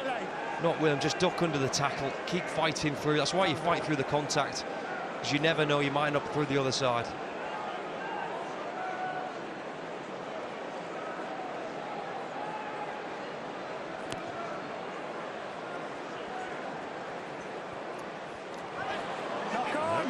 Restart wasn't taken cleanly. It might have been Joe Owens, but it's Exeter's instead, and Fissilau swings it away to the left-hand side. Tom Cairns goes looking. Well, that's nicely done, really nicely done. This is Dan John on his way. Here's Brown Bampo. Surely we're not going to get a 4th. Exeter hoping. Roots slams it up. Fissilau not far away, but behind him, and then the kick from Cohen to Hodge needs some decent step work. He was brought down, but off the floor, and Slade scores. And it is 4 tries in the opening 8 minutes. Well, this is mad. I mean, it's another kick-off not received. and this time from Bristol. And Cone was doing those crossfield kicks in his warm-up. I was watching him do quite a few to his left and to his right. This is really nice play. Exeter have shown a lot of this running intent in the Prem Cup. Lots of forward players playing out the back, lots of numbers to the line. So it's really good attacking shape from Exeter. There's John there, not a lovely step to it on his left-hand side. He gets that ball away to keep set Bampo off. But it's this crossfield kick. It's such a good offload off the floor. Hodge does so well. He does well to stay in play first. I think wingers are guilty of falling in the touch there, but he keeps that ball alive. It's a great finish. Tries good, Carl. No problems. I don't know how much they charge for season tickets at Ashton Gate, but whatever it is, it's not enough. And the conversion just slips wide. Bristol 12, Exeter 12. We played 10 minutes. Yeah, for any youngster here playing on the wing, just having the awareness of space, one stepping inside, but then knowing you've got two players around you, the ability to pop the ball off the floor now when you're not fully tackled, or there is no ruck. It's great work from Hodge. Yeah, you're right there, Nick. You definitely get value for money at your tickets. You certainly do. What a start. What about this restart? Oh, it's taken! Yes, Van Rensburg. I almost can't speak, which is a problem when you're doing this job.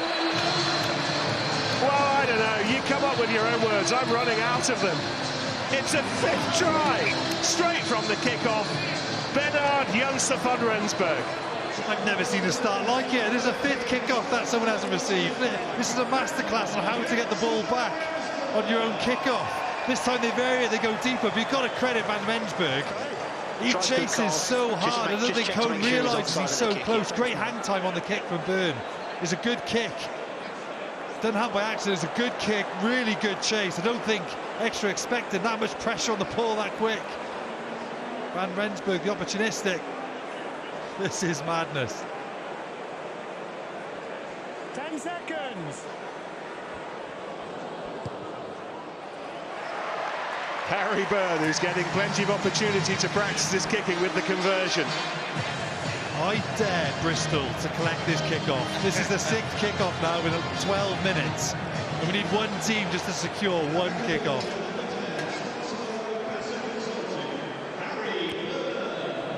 Right, what's happening here?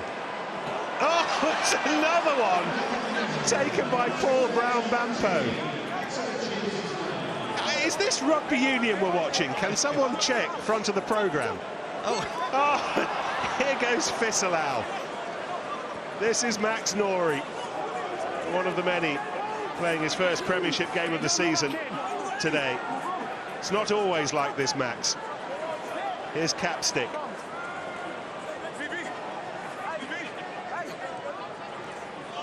And that's been dropped, has it? Josh Yosefa Scott, by the way, is on for Jimmy Root for a blood injury, and then it's kicked away by O'Gray.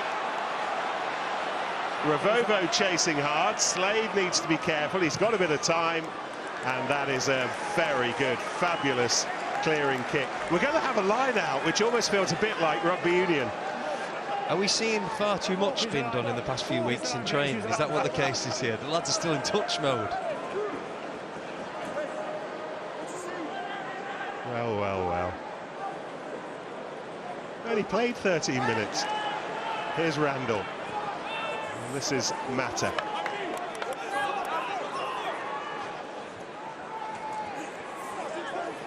Whipped up by George Kloska, England A starter here for against Ireland last month. And it was taken back in over halfway, so it's not a 50-22, but it doesn't diminish the quality of the kick. Just on the Byrne kick-off at the hang time that he got, as we've seen him kick another kick here, is that something a Pat Lam idea, do you think? Yeah, just creating a one-on-one off the kick-off now to get the situation what we've seen. Well, the advantage is with the player who's running, as you know, Ashley, you would have received a lot of balls. If you're running onto that ball, you can obviously propel higher. Think of a high jumper. You don't jump from a standstill, you jump from a run-up. So by running up and jumping, you can gain a significant advantage in the air over the opposite number. It was a smart kick-off. That was a great kick from Byrne as well. Just when you thought, knowing Bristol, they're probably going to play from deep. Just seemed like a smart kick when it's very hair and scare him. Just put Exeter back in their 22. It was a good kick.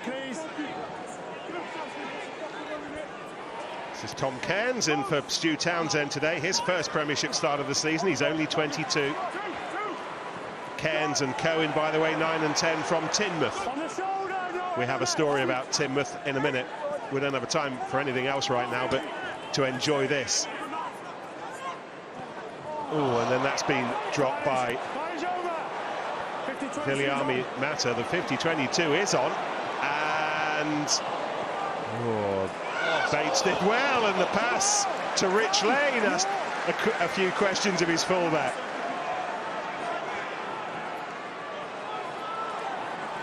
This is Cairns. Use it, please. Picked up by Josefa Scott on temporarily for Roots. There's a hint with the forward about that, but it's the nature of the game to just crack on and enjoy yourself at the moment. It feels slightly odd that we haven't had a try for 2 minutes. Well, hang on, here's Rivovo. He'll sort that out. Oh, and here goes Williams again. He's making up for all the time he's missed this season. Picked up by Dunn. And then Van Rensburg, and Mata could go on his own if he wants to. For half a second it slowed down. Harding. Byrne. And then Kloska with the link. Williams with the second.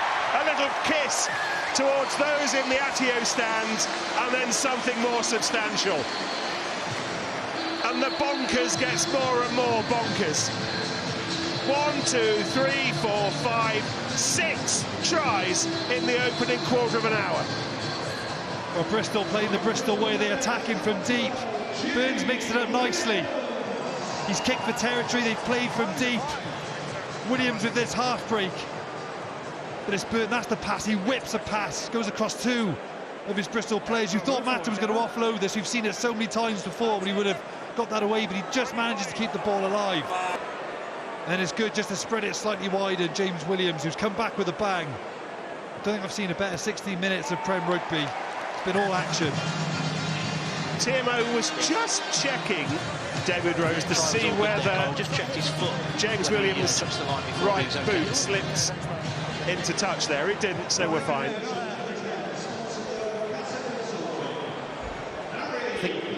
I think Matta actually caught his shoulder on the floor. That's why he might have gone for the offload. He was struggling, getting some treatment. If you're Exeter Chiefs, you've got when you see these players with the ball, you know they're going to offload. You've got to get around them. You can't just keep allowing the hands to go free and them getting 50-metre line breaks.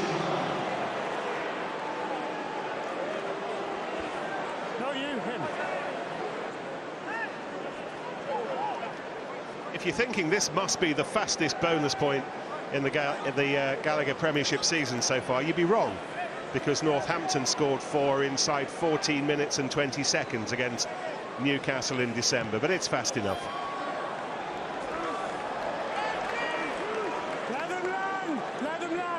Another botched restart, and now the Chiefs can perhaps drive and reply from this attacking line out.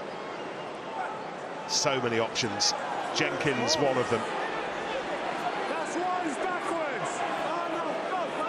Bristol have chewed up a couple of metres with that early drive, but Tom Cairns and the Chiefs can go with Rigg. 25 today, will Rigg.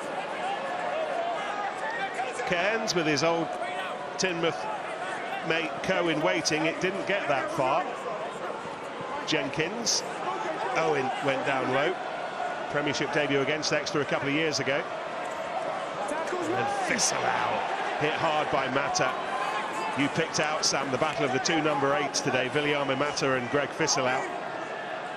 Close proximity just then. This is Maloney, who's scored one of the Chiefs' 2 tries.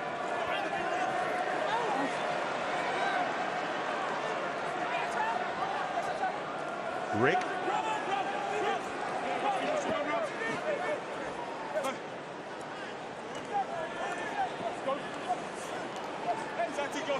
Josefa Scott working. Oh my goodness, that is I think the biggest hit of the season. Mata on Slade. Meantime, on the try line, Chiefs looking to score through Jenkins, and they have. David Jenkins scores, but at the start of all that, a collision from another universe on poor old Henry Slade. Absolutely levelled by Feyi-Waboso, but the Chiefs kept their heads and they've scored the try. Well, it might be the perfect tackle, but it could also be very high. I think we need a closer look at that. Mata's thrown his weight around a bit this first 60 minutes. It's the third big shot he's put in. My goodness, I haven't seen many of those. That is massive. No problem. We're just hearing the tackle is fine.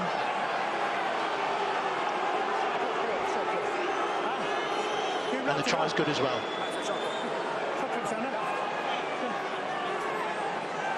Such a big impact from Mata, but to what expense? You cost yourself a team, your team a try, sorry, should I say, because you've just took yourself out the line completely, committing to Slade's pass.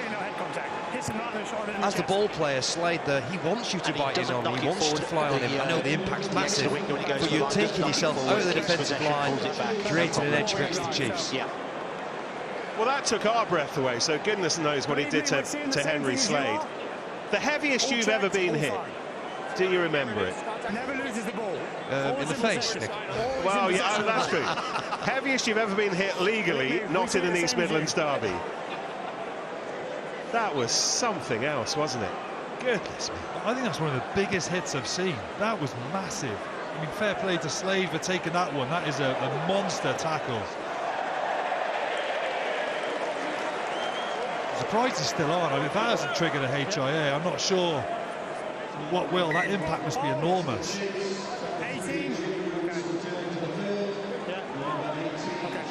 Jimmy Roots is back on. Happy to come back in. So Josh Yosefa Scott can head back into port. There's Roots without a number now. They got 6 at the moment. I did see a bigger one once on Ben Foden, Henry Tuolangi, when he was at Perpignan. I thought Ben Foden was dead at the time. Bristol with Williams and Randall, and then this is Mata, this time in attack. Randall again. Bristol already with the bonus point, looking for a 5th try in the opening 20 minutes or so. You pulled him across, Clown. O'Gray takes his time and then he snaps away with it with a bit of help from Woolmore. Grondona's there. Maloney amongst the Chiefs with their eyes wide open. And it is Maloney who helped stop Grondona. But this is a different kind of rugby. This suffocating, close range, muscular rugby. Bears trying to do it a different way. Randall perhaps time to spin it now. It is Byrne and then Van Rensburg. Brilliantly done by Rich Lane. And then this is Bates. The pass from Lane. So many people involved in this, including Van Rensburg. And now Chiefs have it. Oh, determined defence. Let's have a word with Rob Baxter. I've got a million questions, Rob, but what's at the top of your piece of paper at the moment? Well, what's uppermost in your mind? Probably receiving restarts. Well, yeah. What's going on? Yeah, I mean, obviously we're trying to cover a lot of things as we make change. You know, there's been some changes this week, and we've obviously trying to cover lots of things, and obviously that's one thing, you know, that you just go, oh, there's a short one that we don't adjust, and there's a long one we don't work around behind the ball. We're just trying, obviously, to get the guys to open their eyes early and get on the move a little bit earlier. I mean, the tempo and the pace of the game has been kind of so much that everyone's drawing breath every time. I mean, you know, Bristol would say the same probably. They haven't been great on restarts either, have they? It's been one of those things where we've been kicking off and getting a position to score, and then they've been doing the same to us. So it's breaking that cycle that's going to be the key for us. Breaking the cycle of score to score is what we're going to have to really try and work hard to do. Is that the nature of the game at the moment, that actually the players, as much as they need to take a pause, are finding it hard to build that in naturally? A little bit. I mean, we've just got to, haven't we? Just got to get open eyes to get on with the game and not take that breath. You know, something successful happens, not taking that breath and then getting back on the move. the Van Rensburg score, really, if you actually watch how long it takes us to get on the move before the kick happens, and we could be on the move. We just need to be anticipating things a little bit ahead of them happening. Rob, it's fabulous entertainment. Thanks very much. Thank you very much.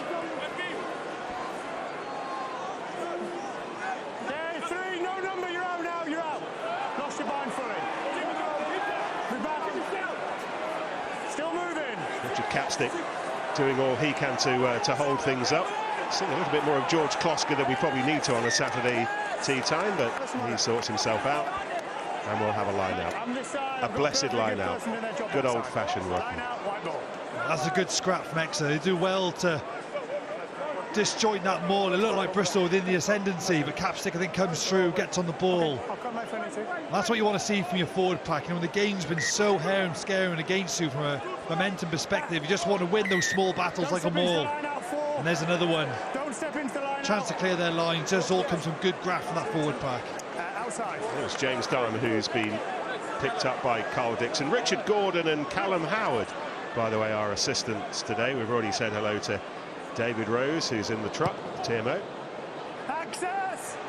And off the free kick, Cohen puts it high, and Hodge got there first, but he didn't come away with the ball. Instead, it's Randall flicking it off the turf to Rich Lane, and Byrne. Stay under pressure at the moment. Here's Van Rensburg. Oh, my goodness. Van Rensburg knocks Jimmy Roots off his feet, which takes some doing. I wish you could see the smile on Chris Ashton's face at the moment as he watches Tom Cairns break away. And here's Fisselau. Cairns back in there quickly. Rigg wants it, gets it. Roots throwing his weight behind it. Maloney's waiting. Maloney in the red cap. Well, Bristol might have won this back. They have won it back. Brilliant digging work. Chris Ashton, how much are you enjoying this? There's so much going on. There's contact, someone's getting hit off the ball legally as they're just passing, and there's an offload, half a break. Bristol were on here on the left if they moved it, but I think we've got to the point of the game where it's been so frantic. Everybody's just kind of taking a breath and finding the second wind, working themselves into the game, because Bristol had an opportunity there and they've not taken it, and normally they are screaming for it. Maybe they just need a little minute to catch breath. Just on the fast, thanks. How good has Harry Byrne been? The quality of his passing, the crispness of it, Sam. It sets everything up, doesn't it? Yeah, a couple of times you've seen him throw that sort of face ball, they call it, just goes across the face of two Bristol players, gets into those 50-metre challenges. We saw it very first play, you remember, when Exeter didn't get the kick off, he had a line out, just got the ball to space straight away. He's finding that space really well. Well, you could see the rather perplexed look on Henry Slade's face, the arms in the air, but he has been taken off for an HIA, we presume, because the doctors up in the stands have picked out something that they saw earlier. That's brilliant. Here comes another one. It's Bates. And the Bears have 5. Such good first place, set piece from Bristol, so inventive, creative, runners everywhere. You just don't know who to pick up. And Lane pops up. Jack Bates comes from nowhere, really, just on the shoulder, perfectly timed. How are you meant to pick him up there? You're not really, unless you know the move, unless you've seen it before and be able to defend it when it's fresh out the playbook. It's so hard to read. Look, Cohen's trying to pick up two defenders. You're right, that's a heck of a move, because he starts. I was just watching it then, I didn't see it first time.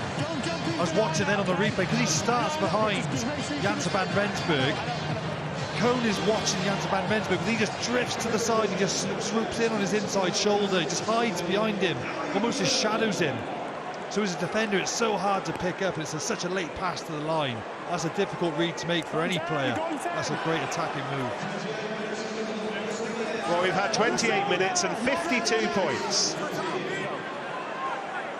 And Exeter regain the kick-off, and Chinza.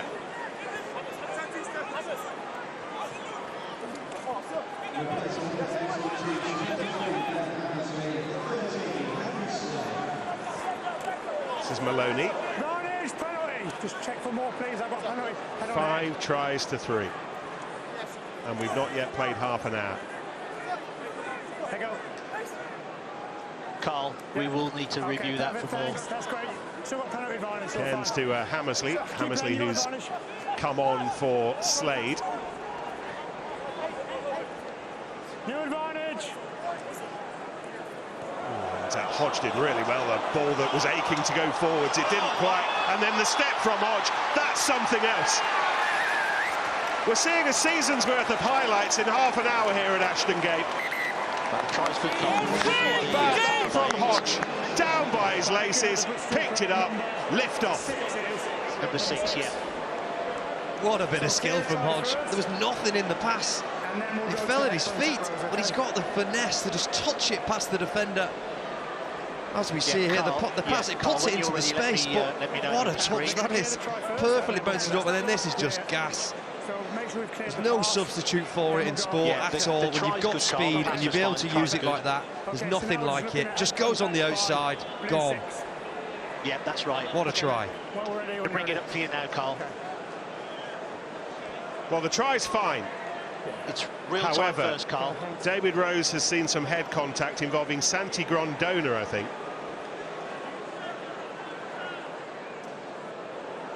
It's Grondona on Maloney. So those are the two, Carl. Real time at slow-mo. Show me the top angle. I just want to see if there's a clear step across by the white. There's a late change of direction in there, Sam, I think. There's definitely head contact. Carl, it's the left foot he does step back towards him, but there's not a step at the contact point. Okay, so yeah, I agree on that. So I just want to ask the boys. So at the moment, I'm seeing head contact, foul play because the player's upright. High degree of danger because it's quite forceful in the tackle. And then I'm not actually seeing any mitigation. The player steps early and then runs into him rather than a late and significant step. You happy with that? Okay, so we're looking at red card there, aren't we? Okay, so I have a decision. Rosie, back on me, please. Okay, Carl. Okay, so there is head contact. It is foul play because number 6 is upright. It's a high degree of danger because there's a lot of force in that head contact, and there's no mitigation because the step comes early rather than late. So 6 has time to adjust. So that red card. Yeah, agree with that. Premiership history. No mitigation, high degree of danger. Over the tannoy here at Ashton Gate, and telling Santi Grondona and telling Bears fans inside this magnificent arena that he's gone and gone for good. It's a red. The fans don't like it. I think Carl Dixon's explained that very well. And you only have to look at Maloney's face on the impact. You know, it was cut him open straight away. It was high. It was direct head-on-head, and I understand what Carl's saying. He did step a few metres in advance, so it does give some time to adjust, and Grondona was upright all along.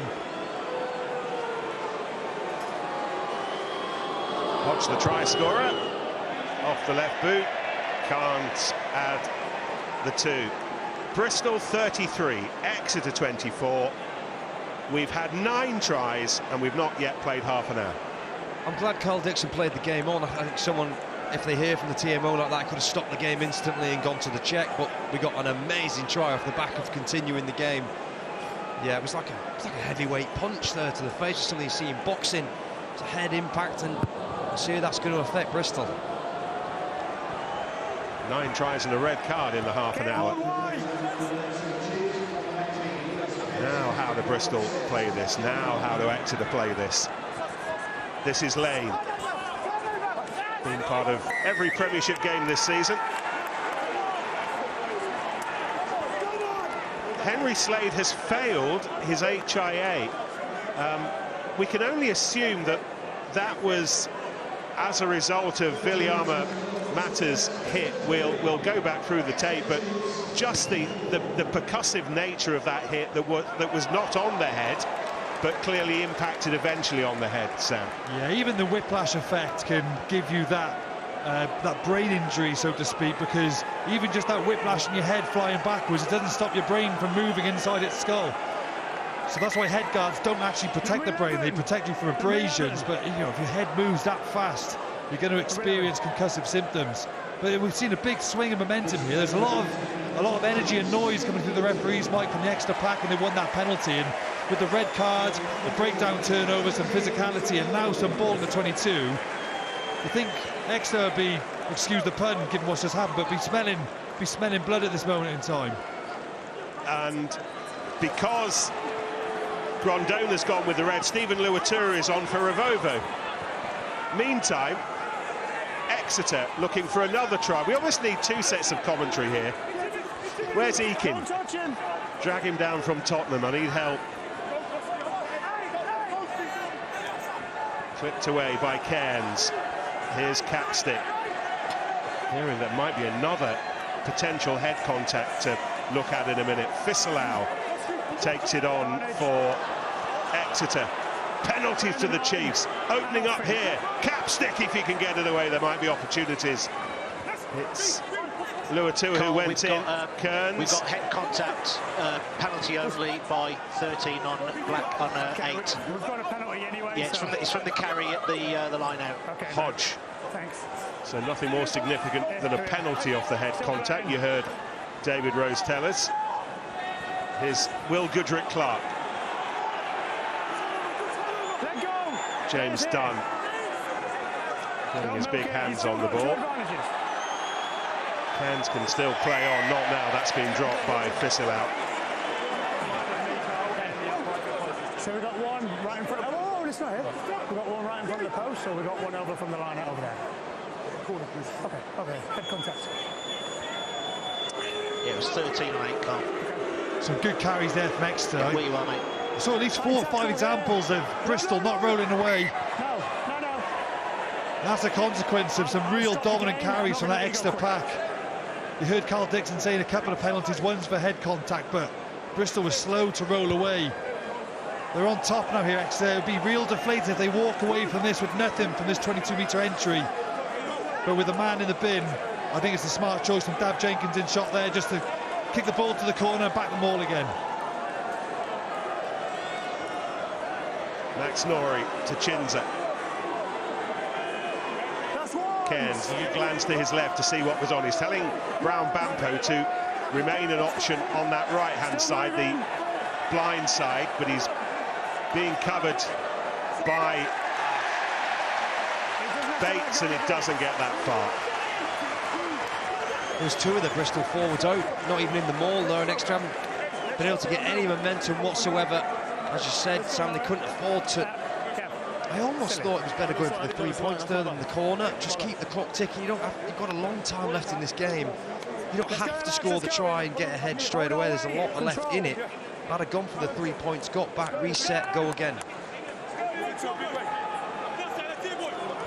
Hardin does well there. Didn't see him squirrel his way in, but he's the man on the floor with the ball in his hands. He must do so well when Exeter bring that ball down, just to fight his way through and get that ball back. That's a big moment, just to try and win some momentum back. It's been all Exeter for the last sort of 3 to 5 minutes.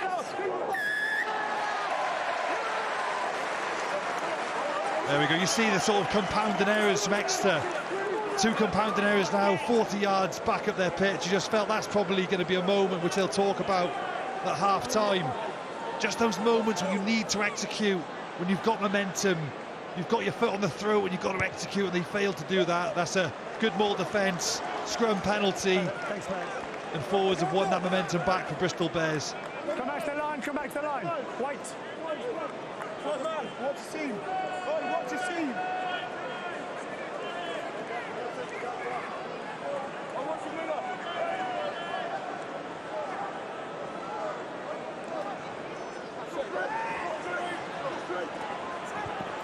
Burn.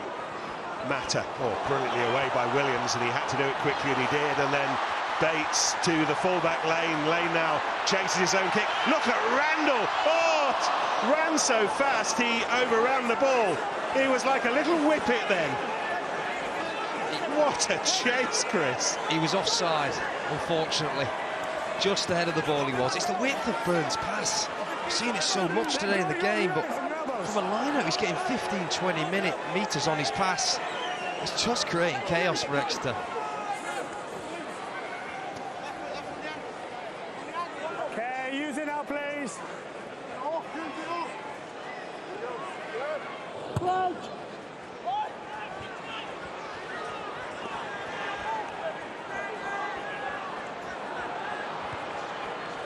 That's asking a lot from Byrne.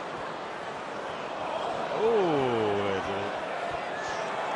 it's gone just a foot or so too far, and Dan John happy to take it all the way back. Let's have another look at the break. This is the pass here. Look how quick and easy he managed to get flat 10, 12 metres on the pass.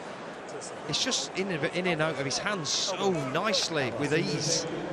Really unfortunate. Randall, it's a hard thing. You're so desperate to get on the ball there.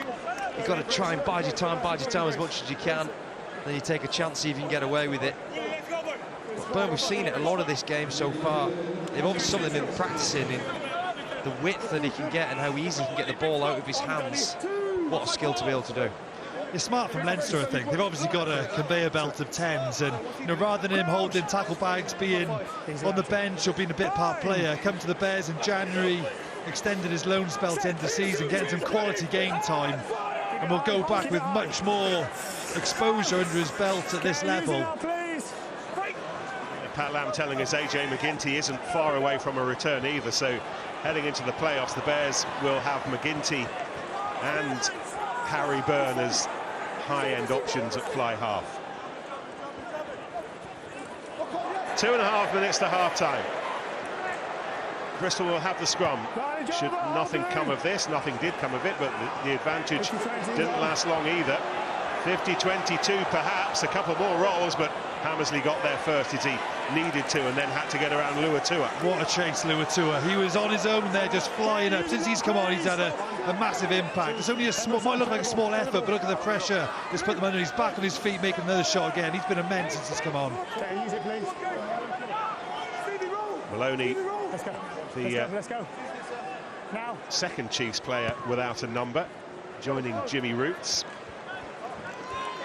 They both changed their shirts. Not a bad player to have off the bench. Nobody's captain Bristol more in the Premiership, and he's come on and made an immediate impression after the Grondona red card. There he is. Watch him on the right of your screen there, just leading the charge, puts his head down and just pumps his legs, but it's a good tackle as well. You know, when you're a fatigue forward and you've got a back three running at you, he does well to stay on his feet, not commit to the tackle too early. He's technically so good. I was talking to Pat Lam about this before. Does all the basics very well. Line out take, rut cleans, ball placement on the floor, tackle technique. He's a superb player. Well, he set up this line out, which Mata added himself to, or at least the drive subsequently. O'Gray has it, Randall wants it.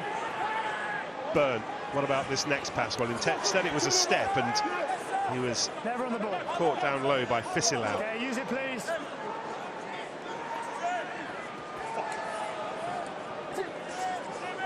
Owen, keeping it tight. Van Rensburg goes in, leaves it for Randall. Luatua, done. Away to Harding.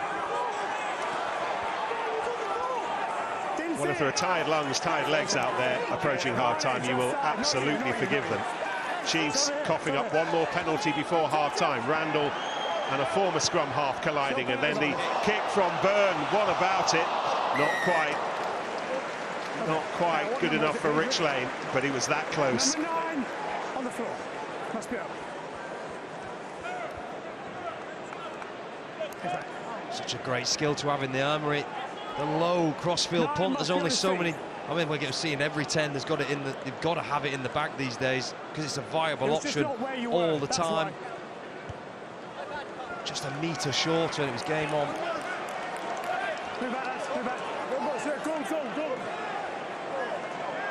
It's a really big ending to this first half here for Bristol, especially to get another try here so close to half-time with a red card.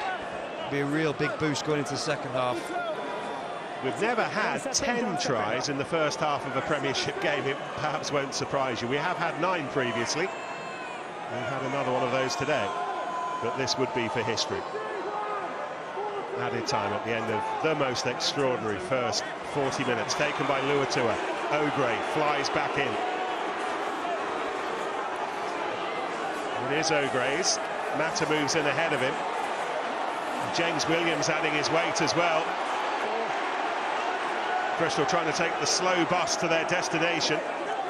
They'll need to go once more. Exeter have done well to slow that up a little bit. Randall looked for the kick. Byrne had it, gets it away to Van Rensburg.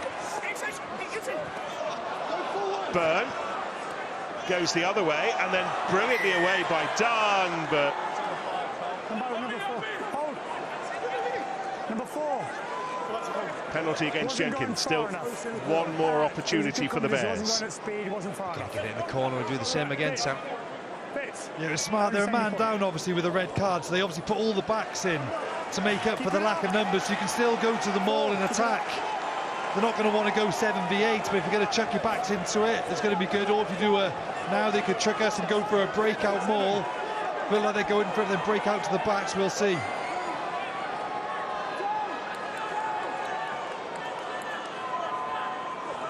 Full 8-man line out.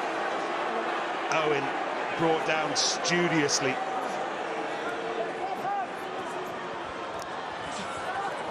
Van Rensburg. Oh, and then very nearly through Luatua. Randall for history. Never had this many tries in a Premiership first half. Count them, 10 of them.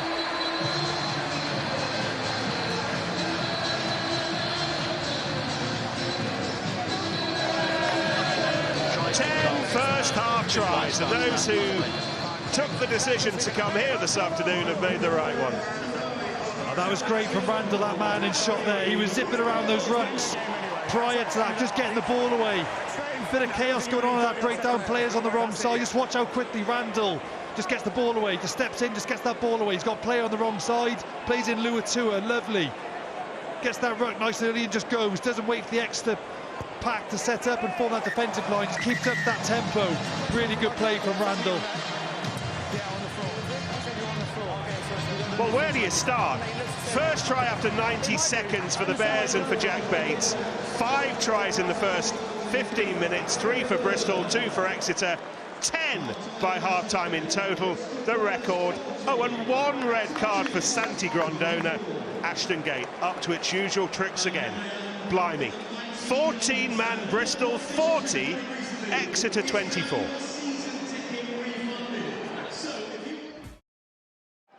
First things first, Exeter changes in the front row. They have brought on Jack Yendall, the hooker, and Quenzo Blose, the loose head for Will Goodrick-Clark. Max Norrie making way also. There's Jack Yendall, part of the furniture down in Devon for so long. 6 Premiership finals, that Champions Cup final here against Racing, the greatest day of Chiefs' long history so far. This one clearly would not match that, but it would go down as one of the days. And it's in the balance, that red card for Santi Grondona. I'm sure all of you at home feeling similarly. Take him back in, hold in front. I think one thing that you can absolutely bank on, Sam, is outside. Bristol not shutting up shop here. They only know one way. We can hear the refs, Mike, as they're coming out of the tunnel just before we come back on air, and you could hear Bristol coming out of their change room and their subs or whoever's not involved all going nuts, or their non-matchday squad. So they're sort of ramping up the energy. They don't just want to stop now. There's going to be another 40 minutes of pressure, you feel, and try and chase that scoreboard even further, because you never know as you go down the line, points difference can come in handy. They're going to want to keep putting pressure on Bath at the top of that table. So it looks like, or sounded like in particular, that Bristol are coming out for more.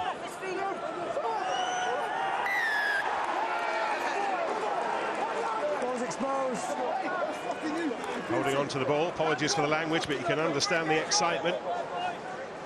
Yendall and Blose and Youssefa Scott brand new into the front row and throwing their weight around immediately. And here's Ben Cohen, did enough in the Premiership Cup to earn this opportunity. Grew up as a Chiefs fan. Cohen, part of the England under-20 side, who painfully for them missed out on a Grand Slam in Cardiff last week, but a player with some potential.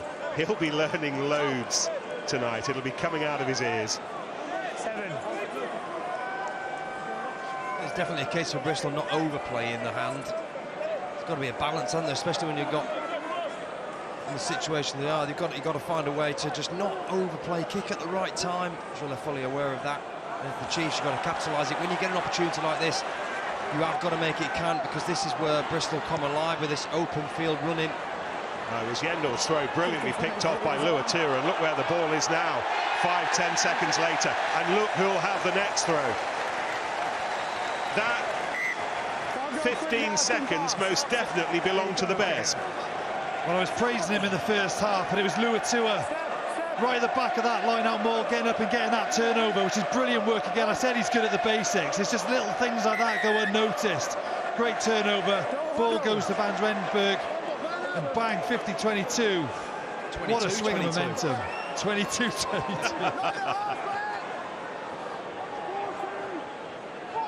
He scored one of the Bears' 6 tries in the first half. And now the Bears cough up line-out ball that should have been theirs. Cairns away. Get out, thank you. Just don't go from the front. I was going to give you a story about Teignmouth Rugby Club before the madness started, related really to Cohen and Cairns being 2 old boys, youngsters as they still are. The Simmons brothers, Sam and Joe, are playing against each other in the top 14 today. It's Pau against Montpellier, and 200 from the Teignmouth Club have decided to go to France to say hello. That'll be some trip. I'll enjoy catching up on this later on, particularly if the Bears can come from behind in this second half. Rich Lane chases his own kick, but Hodge had him and the ball covered. It's really nice there from Lane, just the awareness of space behind. Exeter seem to just leave so much space in the backfield. If it's there, you might as well take it. There's nothing wrong with that. I'm sure Patland won't have a problem with that, because it's the right rugby decision to take at the right time. That certainly was. By the way, Max Malin's Achilles injury means that we're unlikely to see him play again for the Bears, so next time we'll see him in the Premiership, he'll be back with Saracens. And Exeter rather making a mess of that defensive line-out. Jake Woolmore making sure that the Bears profited. See Woolmore there, it looks like a small thing, but your coach as a loose head at the front to never switch off. It might look like you're not going to be involved in a lift, but always watch out for the quick throw at the front, and that's what they're praising him for. He switched on, he didn't manage to intercept it, but he got back for the tackle straight away, and a lot of loose heads can switch off at the front of that line out, but Woolmore does well to stay engaged and win his team back the ball. It's probably a reason why we've just seen Bristol at the top of the table and Exeter at the bottom is the past 2 minutes.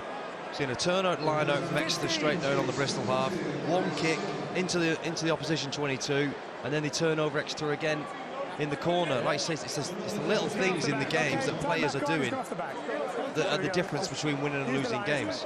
Dan John's first Premiership game of the season draws to a close. Harvey Skinner is on. Tom Wyatt, by the way, who was starting fullback in the Premiership Cup final last weekend, tweaked a hamstring along with Ethan Roots, which is why neither of those are involved. Anyway, John off, Skinner on. Skinner straight into defensive mode.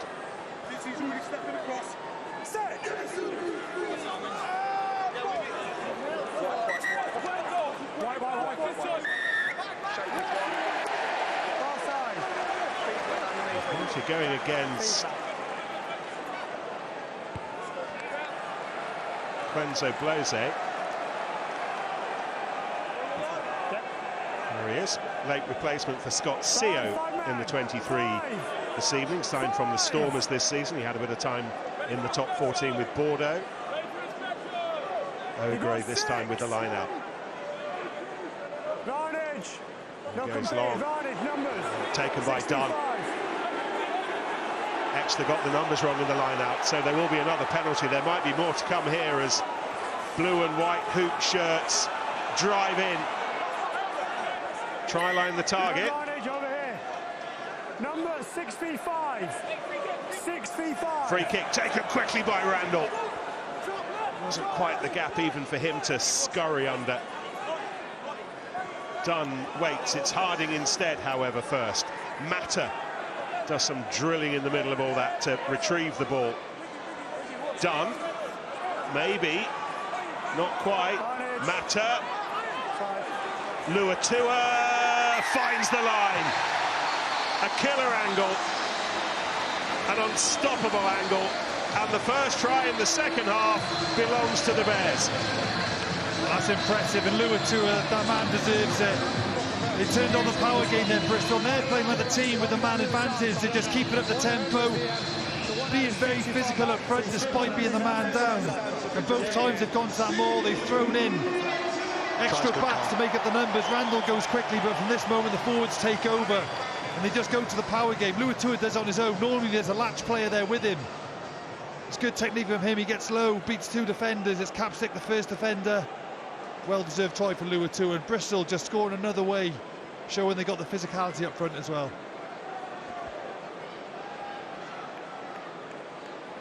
Well, Bristol have scored 7 tries now. Byrne looking for his 6th conversion. And it's Bears 47, Chiefs 24.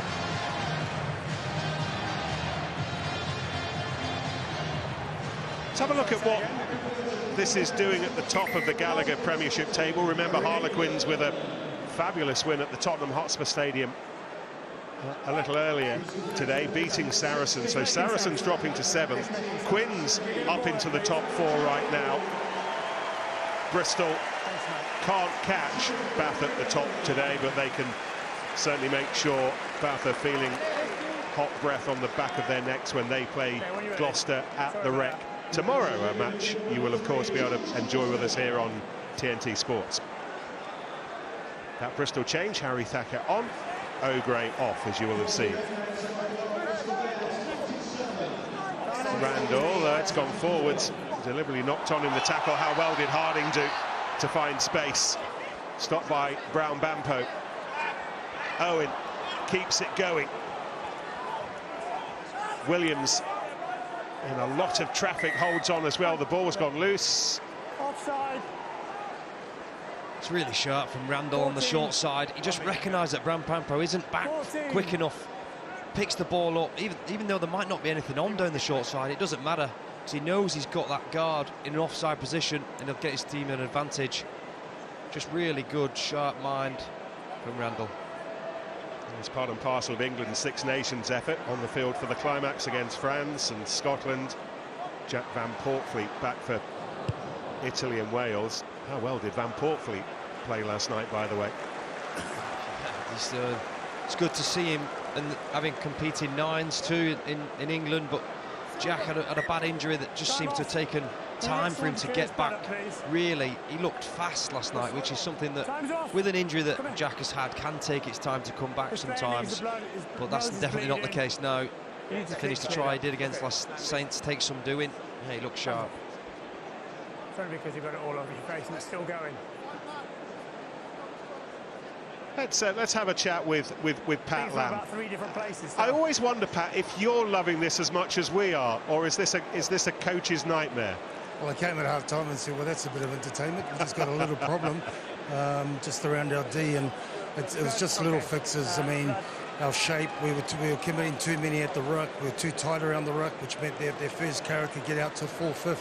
So we said, let's give them a bit more about Bears' defence rather than what we showed up there. But love the effort, love the fearlessness to keep going, and but certainly defence was the priority. We had a chat with Rob Baxter in the first half. Rob was saying actually the game was so quick, it was actually hard for the players to put some punctuation in it. It was running away from them at times. Did you feel similarly? No, that's the way we train. Yeah. That's the pace we want to play at. But to do that, we need to make sure on the other side of the ball we're just as good as getting the shape as we are in attack. You win this with 14? Oh, that's the plan. That's the plan. It's a big effort. I mean, huge with 40 men, but one thing these guys have, they've got some serious character, and so that's the plan. Brilliant. Thanks, Pat. Thank you. Off goes Bates. 50th game as a Bear today, by the way. Set for plenty more. He's extended his contract with Pat & Co this season. Luatua getting the ball away. The Bears with the penalty. Van Rensburg, and they'll need the advantage because Lane couldn't gather cleanly. Number 5, playing the 9. Aware, by the way, that loads of you may have switched on at half-time and thought, 40 minutes too late.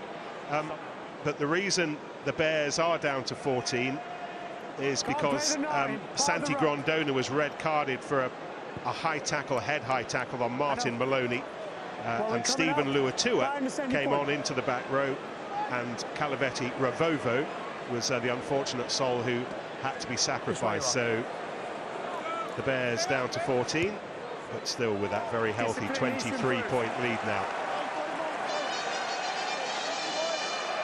Luatua, the try scorer, the latest, Bristol's 7th in this second half.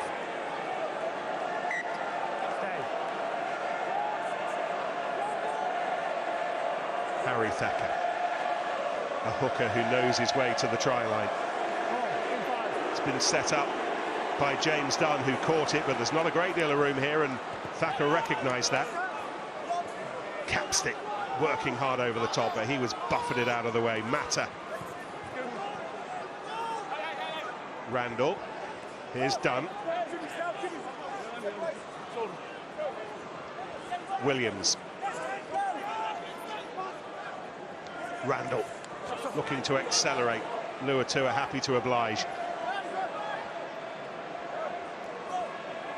Joe Owen.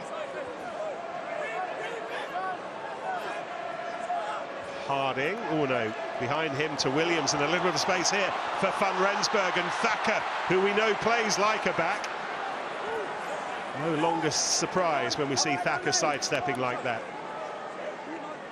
Byrne accelerating to the right, but the ball went the other way, instead to the skipper Harding. The Chiefs think they might have dislodged this. Yeah, they have. Frustration for Randall, Sam. There's yourself a Scott with a brilliant turnover. Bristol failed to clear him out. He got it straight away, wins that race into the ball. He's just getting up off the floor now. It's a big effort. Now use your feet, use it please.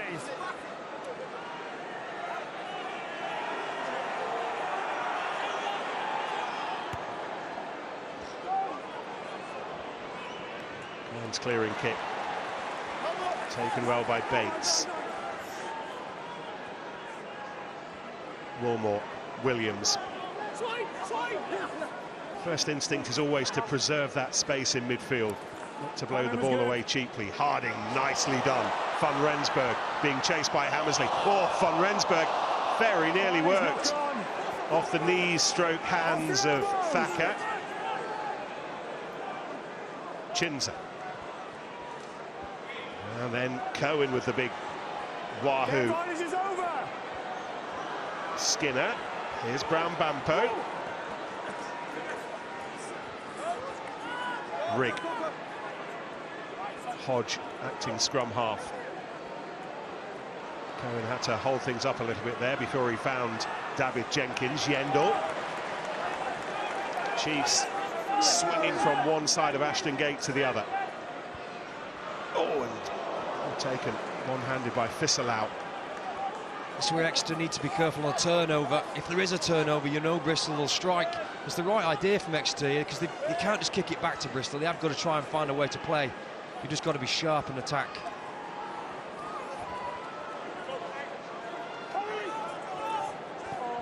Oh, that's a useful ball to Chinza. And then Hammersley scampering away. Don't go back.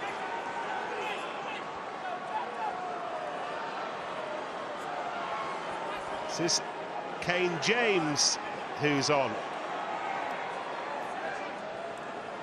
Away to Yendall.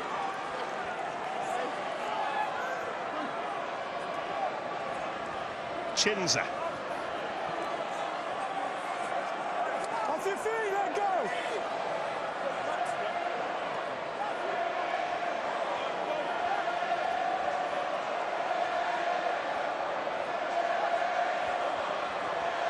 Skinner holds it up.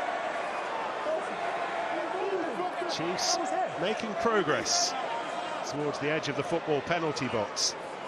Fisselau, most phases in the match now, and Exeter have made 50-odd metres. And then Hodge seeking space, closed down brilliantly by Randall, determined that he wouldn't be beaten. Chinza again. Fisselau. Oh, he's hammered backwards. Thacker was involved in that, so too Luatua, not surprisingly, and then it's been dropped, and all that patience, all that possession, all that ball. No ball still in. Use it, please.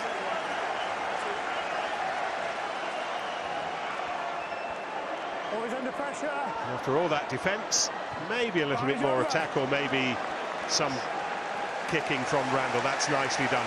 You know, instinctively we talk about Bristol as an attacking team, don't maybe talk enough about the quality of their defence and what Jordan Crane does when they're trying to lock doors. No, and that was highlighted to me on that last Exeter break, especially when Exeter made the break up the middle. They were able to recover way quicker than what Exeter were. This is the break here. We should be seeing Exeter players flood through, get to support and want to score the try. Look at some of them are walking back here. Whereas Bristol all working hard to get back behind the ball and they ultimately stop a try. Well, some of the Exeter players in the back shot, which probably relates to what Rob Hunter said earlier in the game, Rob Baxter, sorry, about the kickoffs and the awareness not quite being as sharp as they'd like it to be. Harry Randall just realises they're out on the feet, they've been defending for a lot of phases. Smart option, just put it into touch.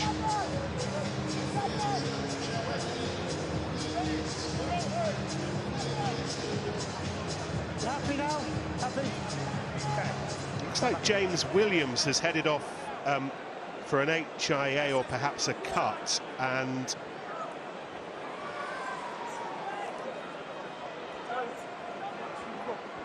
Bears have brought back Ravovo, and there he is. No tackle, no help. Ravovo, who was sacrificed when Grondona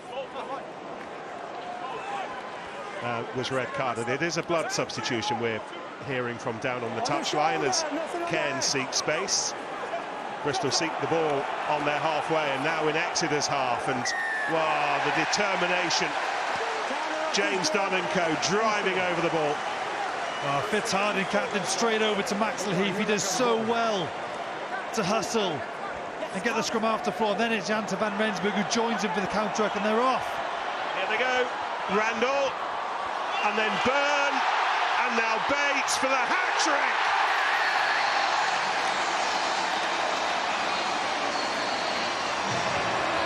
Ashton Gate on its feet, and bouncing, and loving this. It's not five-star entertainment, it is six-star entertainment. Underlined in gold. So good from Randall again. Doesn't matter if they've got 14 men, he's willing to take it on. Just goes across field because he knows he needs to get to that last defender, even rides the tackle. And this is great from Bates. Look at him, just holds up slightly, puts doubt in Jenkins' mind whether he's going to go for the corner or not. Just enough, just slows up, goes for the corner, backs himself. Great try from Bristol. You've just got to be ready at all times, 14 men or not, they want to attack.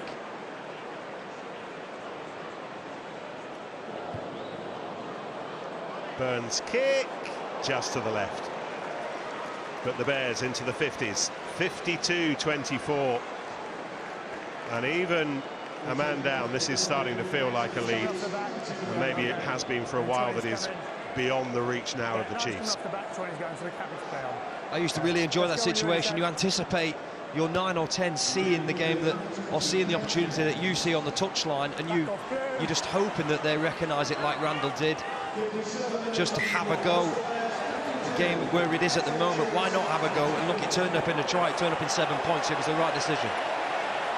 Yeah, I thought it was great from Randall. We saw the best from him from both sides, really. The pragmatic Randall, when he realised they got the ball back, they had no structure in attack deep in the half. He kicked upfield, and then that moment just to go true to himself and go quickly. Two big moments in the game that Randall played. That's his experience coming through. You know, two great pieces of play, and it's just swung the momentum back in Bristol's favour. I'm not sure.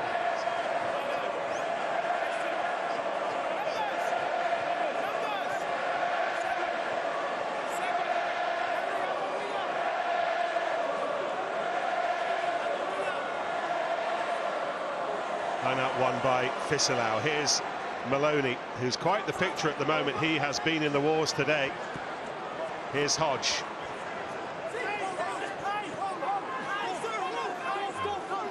Well, you can't get out if you're trapping him. Niall Armstrong is on as Chiefs scrum half. He's just replaced Tom Cairns. Rig is strong. He takes some stopping, but he was there. Owen on the floor. Capstick wrestling away, but Dunn this time comes in. Work of Bears' 2 second rows defensively. Need to defend here because Skinner's waltzing his way through. Taken by Hammersley. First job was to catch the ball, and by the time he had, he was being rushed by a couple of Bears defenders. That's nicely done. Blose keeping it going. Oh, and Cohen's ball lost. Owen makes sure it's still alive. Now Lango. Now Lango away to Luatua. Randall. Kick chasing. Cohen's the favourite. Oh, Randall did nicely not to concede the penalty there. Stayed on his feet as long as he could. But Exeter also have engineered an escape route here. It won't be easy.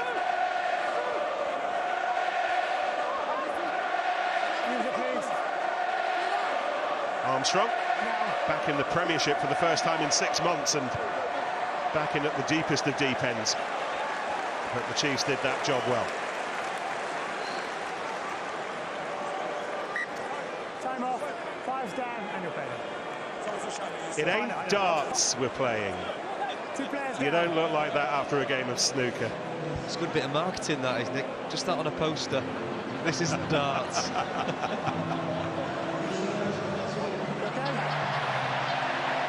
that's going to be sore tomorrow, Sam. You'll have a nose like me now, unfortunately. That's what happens when you play back row. I wouldn't know. Couldn't have been further from that.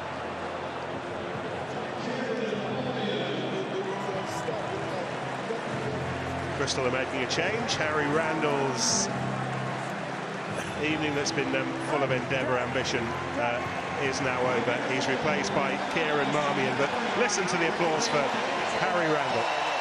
Just make sure it's really clear when you're in the line out, if you're in or out. Is there a scrum half more suited to play for Bristol Bears than Harry Randall? If they're looking at like a recruitment retention piece, he's probably one of the players they'd be desperate to keep at the club, you know, long term. Still got loads of years left in him, but he's such a key player for the way they play. Brilliant tonight. Which might hold him back at England because of the style or just the difference in the way the game's played. So hard to transfer what Bristol do onto the international stage. Why? My answer in short is it's really difficult to get 10 teams, different variation of playing together to play quickly. Whereas Ireland, pick from 2 or 3 teams, have a lot of time together and they're able to work on the finer details of the game. We aren't fortunate in that. We'll get Sam's thoughts on that in a minute. Astaca peels away and Bristol go again. Josh Caulfield, by the way, has come off the Bristol bench for Joe Owen. Owen's hard work from the second row draws to its close. Here's Marmion threatening for the first time. Exeter offside. Marmion recommitting himself to the Bears this week. He's agreed a new deal. Nalango. Or rather, Revovo. Playing penalty advantage. Marmion having a go on his own. Ball is out, I agree. Ah. The ball's in the shirt, we've got offside. He won't mind that, Josh Caulfield. Look at this rig, he's saying. I am no stranger to a gymnasium. This is darts. If you give me a chance, I was going to go more, but I'm waiting for him to put a shot.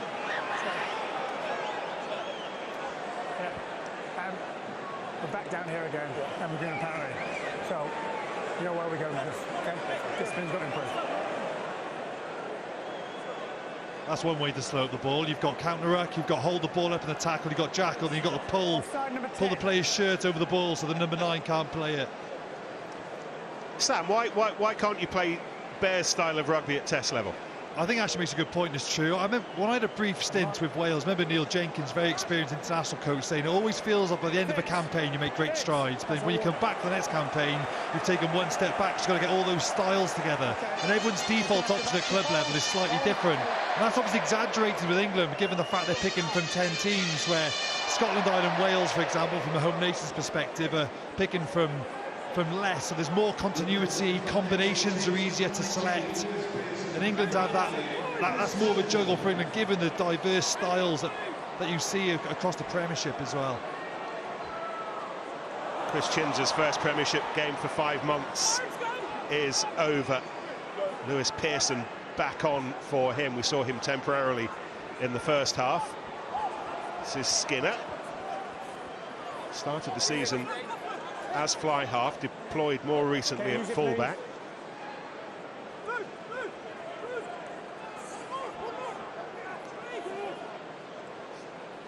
Okay, use it please.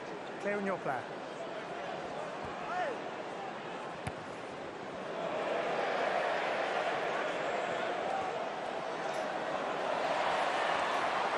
Falling down, player falling.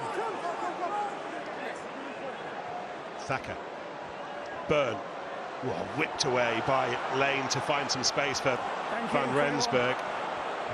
He asks an understandably weary Jack Bates to get on his bike again. Now hold on.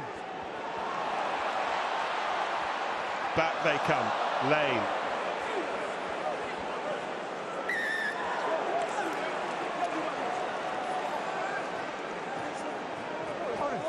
Definitely putting more pressure on this ruck in the second half. Exeter, it's a pretty obvious thing to suggest when you go in at half time, and how can we slow this Bristol Bears team down? It's got to be pressure on the ball, and Youssefa Scott got one 10 minutes ago, but even in phase play they are competing on the ball hard, but Bristol, to their credit, are still managing to get to those wide spaces, keep the ball multi-phase. There's no lack of effort from Exeter. I think from the coaching staff you're still going to be quite proud of the effort of the team, but just moments have got away from Bristol's brilliance in attack, but no lack of effort in defence from Exeter. It's Harry Byrne who's coming off for an HIA.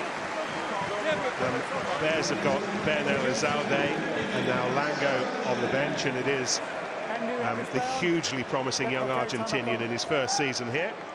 Ben Elizalde is still only 20. Must be sunny in Bristol. It's a fantastic tan for the time of year.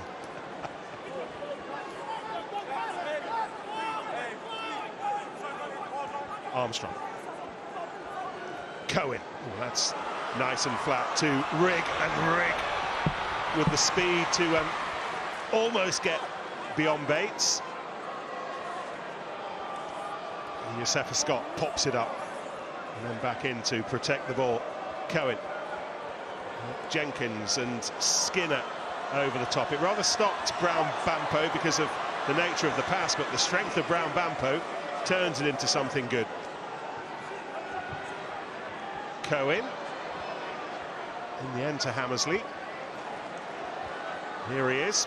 He's not been playing darts either. A big hit from Mata. He's put himself around the pitch tonight, Mata. Hammersley once more looking through the blood. Rigg, who really set up this situation. Maloney looks interested. Soduda's done. Okay, no, enough now. Ball's here. Don't touch him. Thanks. Fisilau. Left flat, 18. Cohen was ready for that ball away, but that was brilliant, and that is fabulous. Jack Yendall. Chiefs big men conspiring, and that's a roar of defiance. That's a big moment from Dab Jenkins. It's a great carry, and he doesn't die with the ball. He just manages to sneak that ball out of his right hand towards Jack Yendall, who runs a good support line and works hard to get on his shoulder. We're seeing how Dab Jenkins just bust that first tackle. Nice show and go on the inside to create that 1v1. Oh, it's so underrated, just showing that, having that pump. makes the defence think you could pass it, so it allows you a one-on-one. There he goes, just shows it inside Marmy and bites for it. Yeah, I think so, yeah. You can just get through that tackle enough to get the offload. Yendall does well to finish it off. Time until we kick off. He looked okay in live play, Carl, when I had a look at it, so, yeah. Just because they're... I've asked.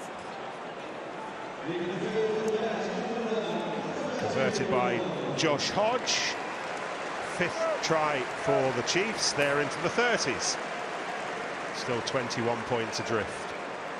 Don't know whether we'll see Jack Yendall in a Chiefs shirt again next season. He's 35 now, and I know they're in contract talks, and it's, I suspect, always that tricky moment when you get to his age of wanting more money than the club are perhaps able, willing to offer. But that's where we are with Jack Yendall at the moment. It's always a tough one because you've been at a club for so long too. Your family are settled and that's where you live. I know more than most. I think I had 17 moves. My wife reminds me most days. It's a hard one to pick up the family and get going all the time. So although you might in your mind think you want to go and try elsewhere, grass isn't always green, it might be my advice on that one. Whenever our TNT Sports WhatsApp group needs help looking for decent removal people, there's only one bloke to talk to. There's Rob Hunter, promoted to head coach this week. He had been in charge of the forwards. Ali Heifer, the backs and attacks coach for the time being. He'll move into a more academy-based role next season, and a new backs and attacks coach will come in. Rob Baxter telling us before the match that Exeter just think it's time to freshen things up, new voices, new ideas, new ways of doing things. That was hefty defensive work from Armstrong, taking the time and space away from Luatua. It's a knock on scramble line. There's Ali Heifer making his point. Made his name as a player with Northampton. Lovely midfielder, but it's as a coach with Exeter that he's gone on to win Premiership titles, Champions Cups, given his all to the job to this club. I think it makes sense, and Rob Baxter did explain at the top of the show why they've made the call now. You know, there's no relegation, so they can't go down, and rather than wait for pre-season where Hunter can put his stamp on the team as head coach, it's like, well, let's do it now. There's what is it, 7 rounds left in the Premiership. Everything you get now just gets you ahead of schedule for pre-season and for next September. So you can understand making the move, what might feel slightly prematurely. Yes, Willie. Yes, Willie. Okay, ball is down, play it away. So Kane James now on permanently for a Premiership debut. He's on for Martin Maloney. And Capstick helping to release Cohen for half a second or two. Armstrong at scrum half. Driven on by Blosay. Armstrong has it. It's Thacker working hard, and so too Max Laheath. Fisselau. It's been a good 5 minutes for Exeter. A lot of ball, scoring tries again, and they might get another here before too long. Hammersley stepping back in field. Jake Gilmore is rolling around, seeing he can say hello to. Oh, and away quickly by Pearson. And then Van Rensburg got his hands on the ball, and Lane was tackled without the ball, but he'd already lost it. So we can go again with Brown Bampo, and he finds Hammersley. This match ending like it started. Got to kick that one, I think. Unless it's the perfect bounce into your hands, you've got to kick it on and try and pick it up.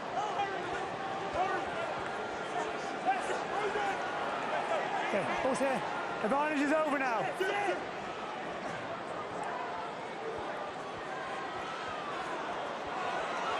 Brown Bampo. He's got Kane James in support. So strong in the wide channels, Brown Bampo. He manages to just beat contact, make meters every time he gets the ball out wide. And then Yosefa Scott knocking Harding off his feet, helping to create a little bit of space here for Capstick. Capstick running through players. Yendall goes into screwdriver that ball back. Ball's out. Pearson. Oh, very nearly cottoning on to Feyi-Waboso. But it's the Bears. And this is where the Chiefs need to be on red alert. This may be kicked into the stands, it might not be. Maybe 10 more minutes ago, previously, we might have seen that, but I think we're seeing now quite a tired Bristol. Put so much into this game, and with 14 men for large parts of it, just dropping off a couple of tackles. This is smart, the right decision to put the ball in touch. They're out on the feet, some of these Bristol players. Interested to have a 10-minute look at Kane James, England under-20 flanker. Started the game last Friday night against Wales in Cardiff, Sam, and there's an irony in that. I think you know the James family well, don't you? Well, we met them downstairs earlier, didn't we? He's from Cardiff, but was in the under-20 squad that won the World Cup last year as well. He's got man of the match in the Six Nations this year round. Was up at Newcastle Falcons, Exeter snapped him up, and it's great to see him come through. Brilliant young player, as we see Walmart going off the pitch. But yeah, Kane James, seen bits of him play. He is a proper talent. Himself and Pollock are going to have a right ding-dong going for that 7th shirt in years to come. Two excellent young players. Under-20 world champion last year. He's 20 next week.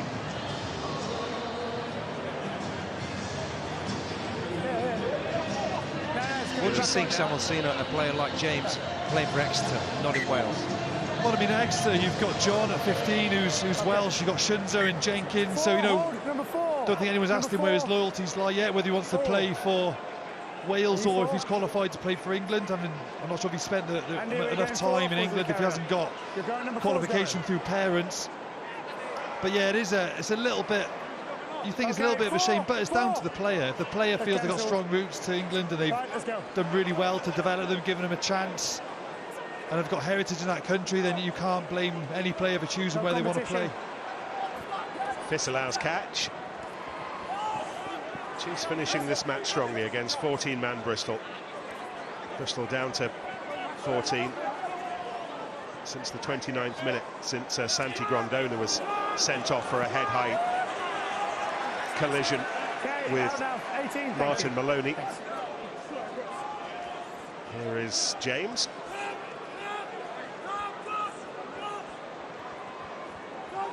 On the shoulder. Cohen. Hodge. David Jenkins, a Chief who does play for Wales, and then away by Glose, and hard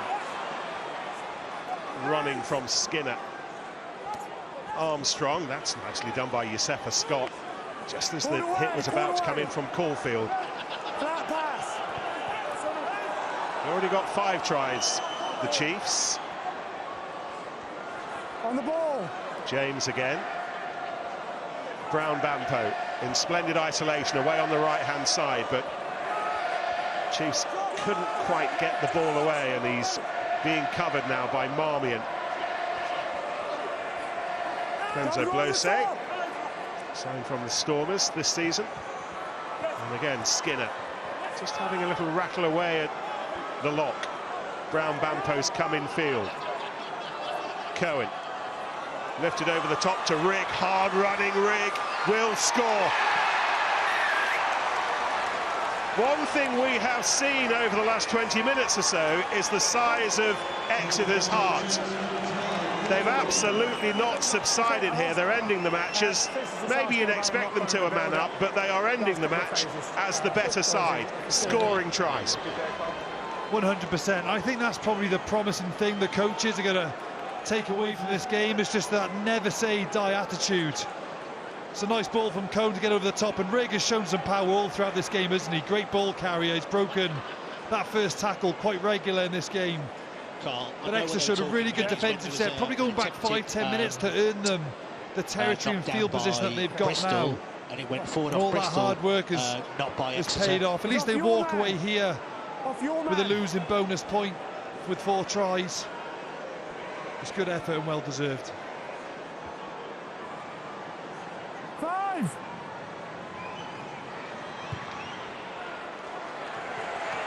Josh Hodge with another conversion. Bristol 52, Exeter 38. There's definitely something in too. You've got to keep Bristol close on the scoreboard throughout the game, and if they're going to put so much into attack as they do, you've got to want to beat them in the last 5-10 minutes of a game when they've done so much attacking. They're just too tired to keep up with you. You've got to keep them close on the scoreboard. It's no good letting them get so far ahead they can almost switch off and allow you to score tries. This is what we're seeing here from Exeter. The numbers are starting to count against Bristol, but they've done enough in this game. Well, you'd like to think. There's still 5 minutes left. Yeah, let's go. 2 tries, never say never. 90 points, by the way, equals the most we've seen in a match in the Premiership this season. Still got 4 minutes to go. Time for another 3 or 4 tries at least. Elizalde up to halfway. Thacker. Off he goes. One of Ashton Gates' favourites. He'll be hanging around a while longer. He's extended his contract. Marmion likewise kept the ball alive. Luatua. No, don't run. Thacker.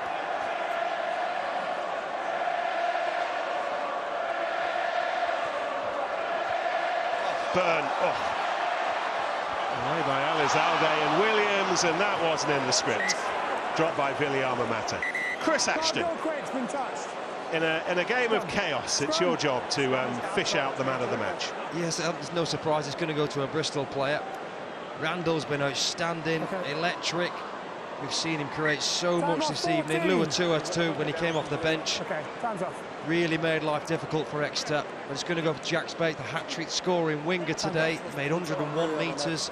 Some of his tries, first phase, outstanding set-piece tries. Finished a lovely try in the corner here for his hat-trick. He's had a great day all round. Or is it blue 14? So yeah, my player of the match is Jack Bates. Blue.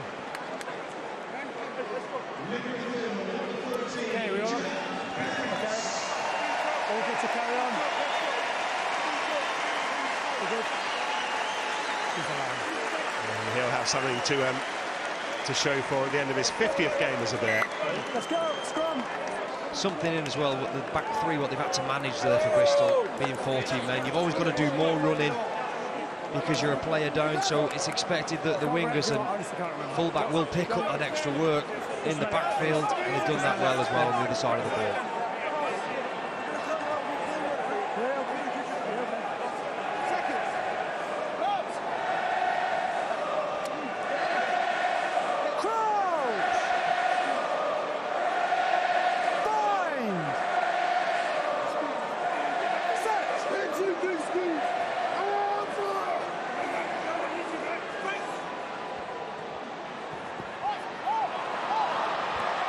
Time for more.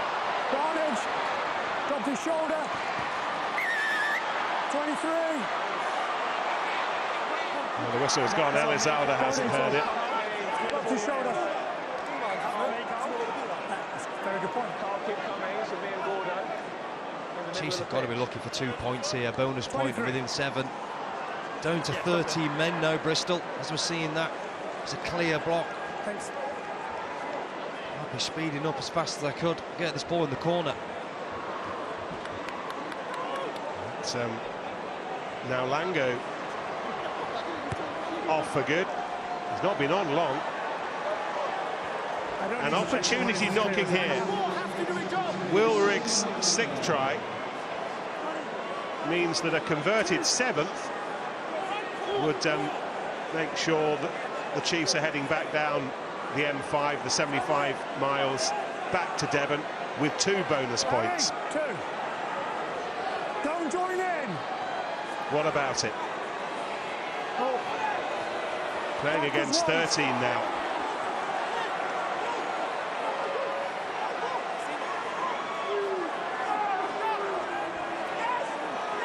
Capstick amongst those going in. Lewis Pearson looking to operate where he can best, but ball heading dangerously towards that touchline.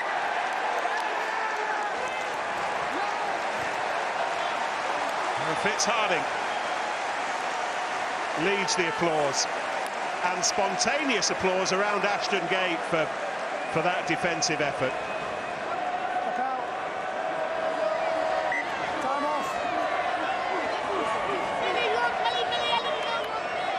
Fans love to see that, Nick. The game is won, and I think that's leadership from Harding. It's just that never say die attitude, always trying to win every small battle and never just taking your foot off the gas. I think that's what the top teams do. They don't take their foot off. You're just relentless all the way through. And I know the backs have had a massive say in this game, but Harding's been immense. He's had a massive work rate all game, attack and D. I think City obviously played a lot of his rugby at 8, but since he switched to 7, he's certainly got the engine for it. But without his grunt up front, along with his other 7 comrades, I think he's been excellent today. 18 tackles, 10 carries, worked hard in D over the ball. Might only be awarded 1 turnover, but he's worked very hard. He's had an excellent afternoon.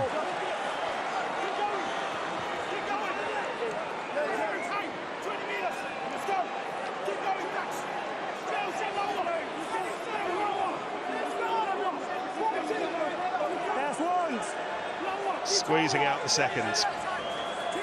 10 seconds. Thacker has it. Marmion knows that in the next 3 or 4 seconds, Bristol can finish the job. Listen to the roar. What a game. Glorious, dizzying chaos. All that is good about this league. Kind of game that really underlines all that is compelling about this sport. Both sides on the front foot from the off. Outstanding entertainment. The big bag of points, however, heading Bristol's way, further underlining the view that they will be in the playoffs at the end of this season. Final score inside the magic arena that is on a weekly basis Ashton Gate these days. To the sound of the Wurzels, Bristol 52, Exeter 38. Who wants to sum this up? Where do we start, Sam? I've never done a game like it. That first 30 minutes was like nothing I've seen before. It was just so back and forth. There was certainly some defensive frailties, but the attacking intent from both teams was brilliant. I thought from a backline perspective, Bristol just had that little bit more X factor in their backline.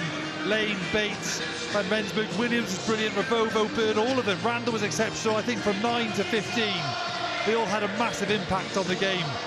All of them had at least an 8 out of 10 game if you had to rate them. Huge influential.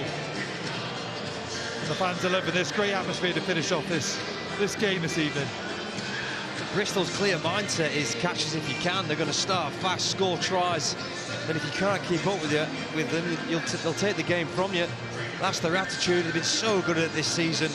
And Exeter have to see how they perform over the coming weeks. I mean, it's easy to look at switching coaching mid-season and get the understanding of Rob Hunter taking over, giving him opportunity till the end of the season, but you've got to be performing. We saw glimpses today. They'll want to see more next week, especially having Newcastle. Big wins so far this weekend for Harlequins, for Leicester, for Bristol. It's over to you, Bath. They play Gloucester tomorrow, who'll be looking for something similar of their own. But here at the gate, 90 points, 14 tries, 1 red card, 2 hours of gold-plated entertainment. Sam. Thanks, Nick. OK, before we have a chat with Jack, then I'm going to ask Angus Hogg from Gallagher to present Jack with the Player of the Match award. We can do that. Thank you, Angus. Jack, massive congratulations. We're kind of used to seeing big, high scores here at Ashton Gate now, but that was insane. What was it like to be a part of? Very tough. I think I was blurring that whole game, especially when we went down to 14. When you lose a player like that, the emphasis comes on keeping possession. So parts I thought we did that well, and we finished, but it got a little bit loose at times. I think the start of the game, it was a bit like a game of tennis. We score, they score, we score, they score. So we came in and we just said, look after the ball, go for our phases, and those opportunities will open up. Because I want to ask you what the actual plan was in that opening 40, because it was so frantic, it was so crazy. I don't think anyone secured a kickoff for about 20 minutes. What was the plan at the start of the game? I think it was taking them to a dark place, and then those opportunities will open up. I mean, it got a little bit loose, so we've had 6 weeks away from game, so that was always going to be a challenge, but I thought we hung in there and came away with the result today. Yeah, I mean, it edges you closer to Bath at the top of the table now, just a point between you, but they've got to play tomorrow, of course. I mean, are you guys feeling the pressure? Because it's so tight, isn't it, with that top 7, really? But we go game by game, week by week, so if we can win, then it makes it sort of our focus, how do I say it, easier and plan through the season. So we're not thinking too far ahead, and if we get those wins, then it will take care of itself. And a hat-trick for your good self? You're not going to mention that much tonight, are you? Say again? A hat-trick for your good self? You're not going to mention that too much to the boys tonight, are you? Credit to the boys. I was just on the end of them. Boys played class, and luckily I was on their shoulders, so yeah, I'm very happy with that. Very modest of you, Jack. Go and enjoy your teammates. Congratulations.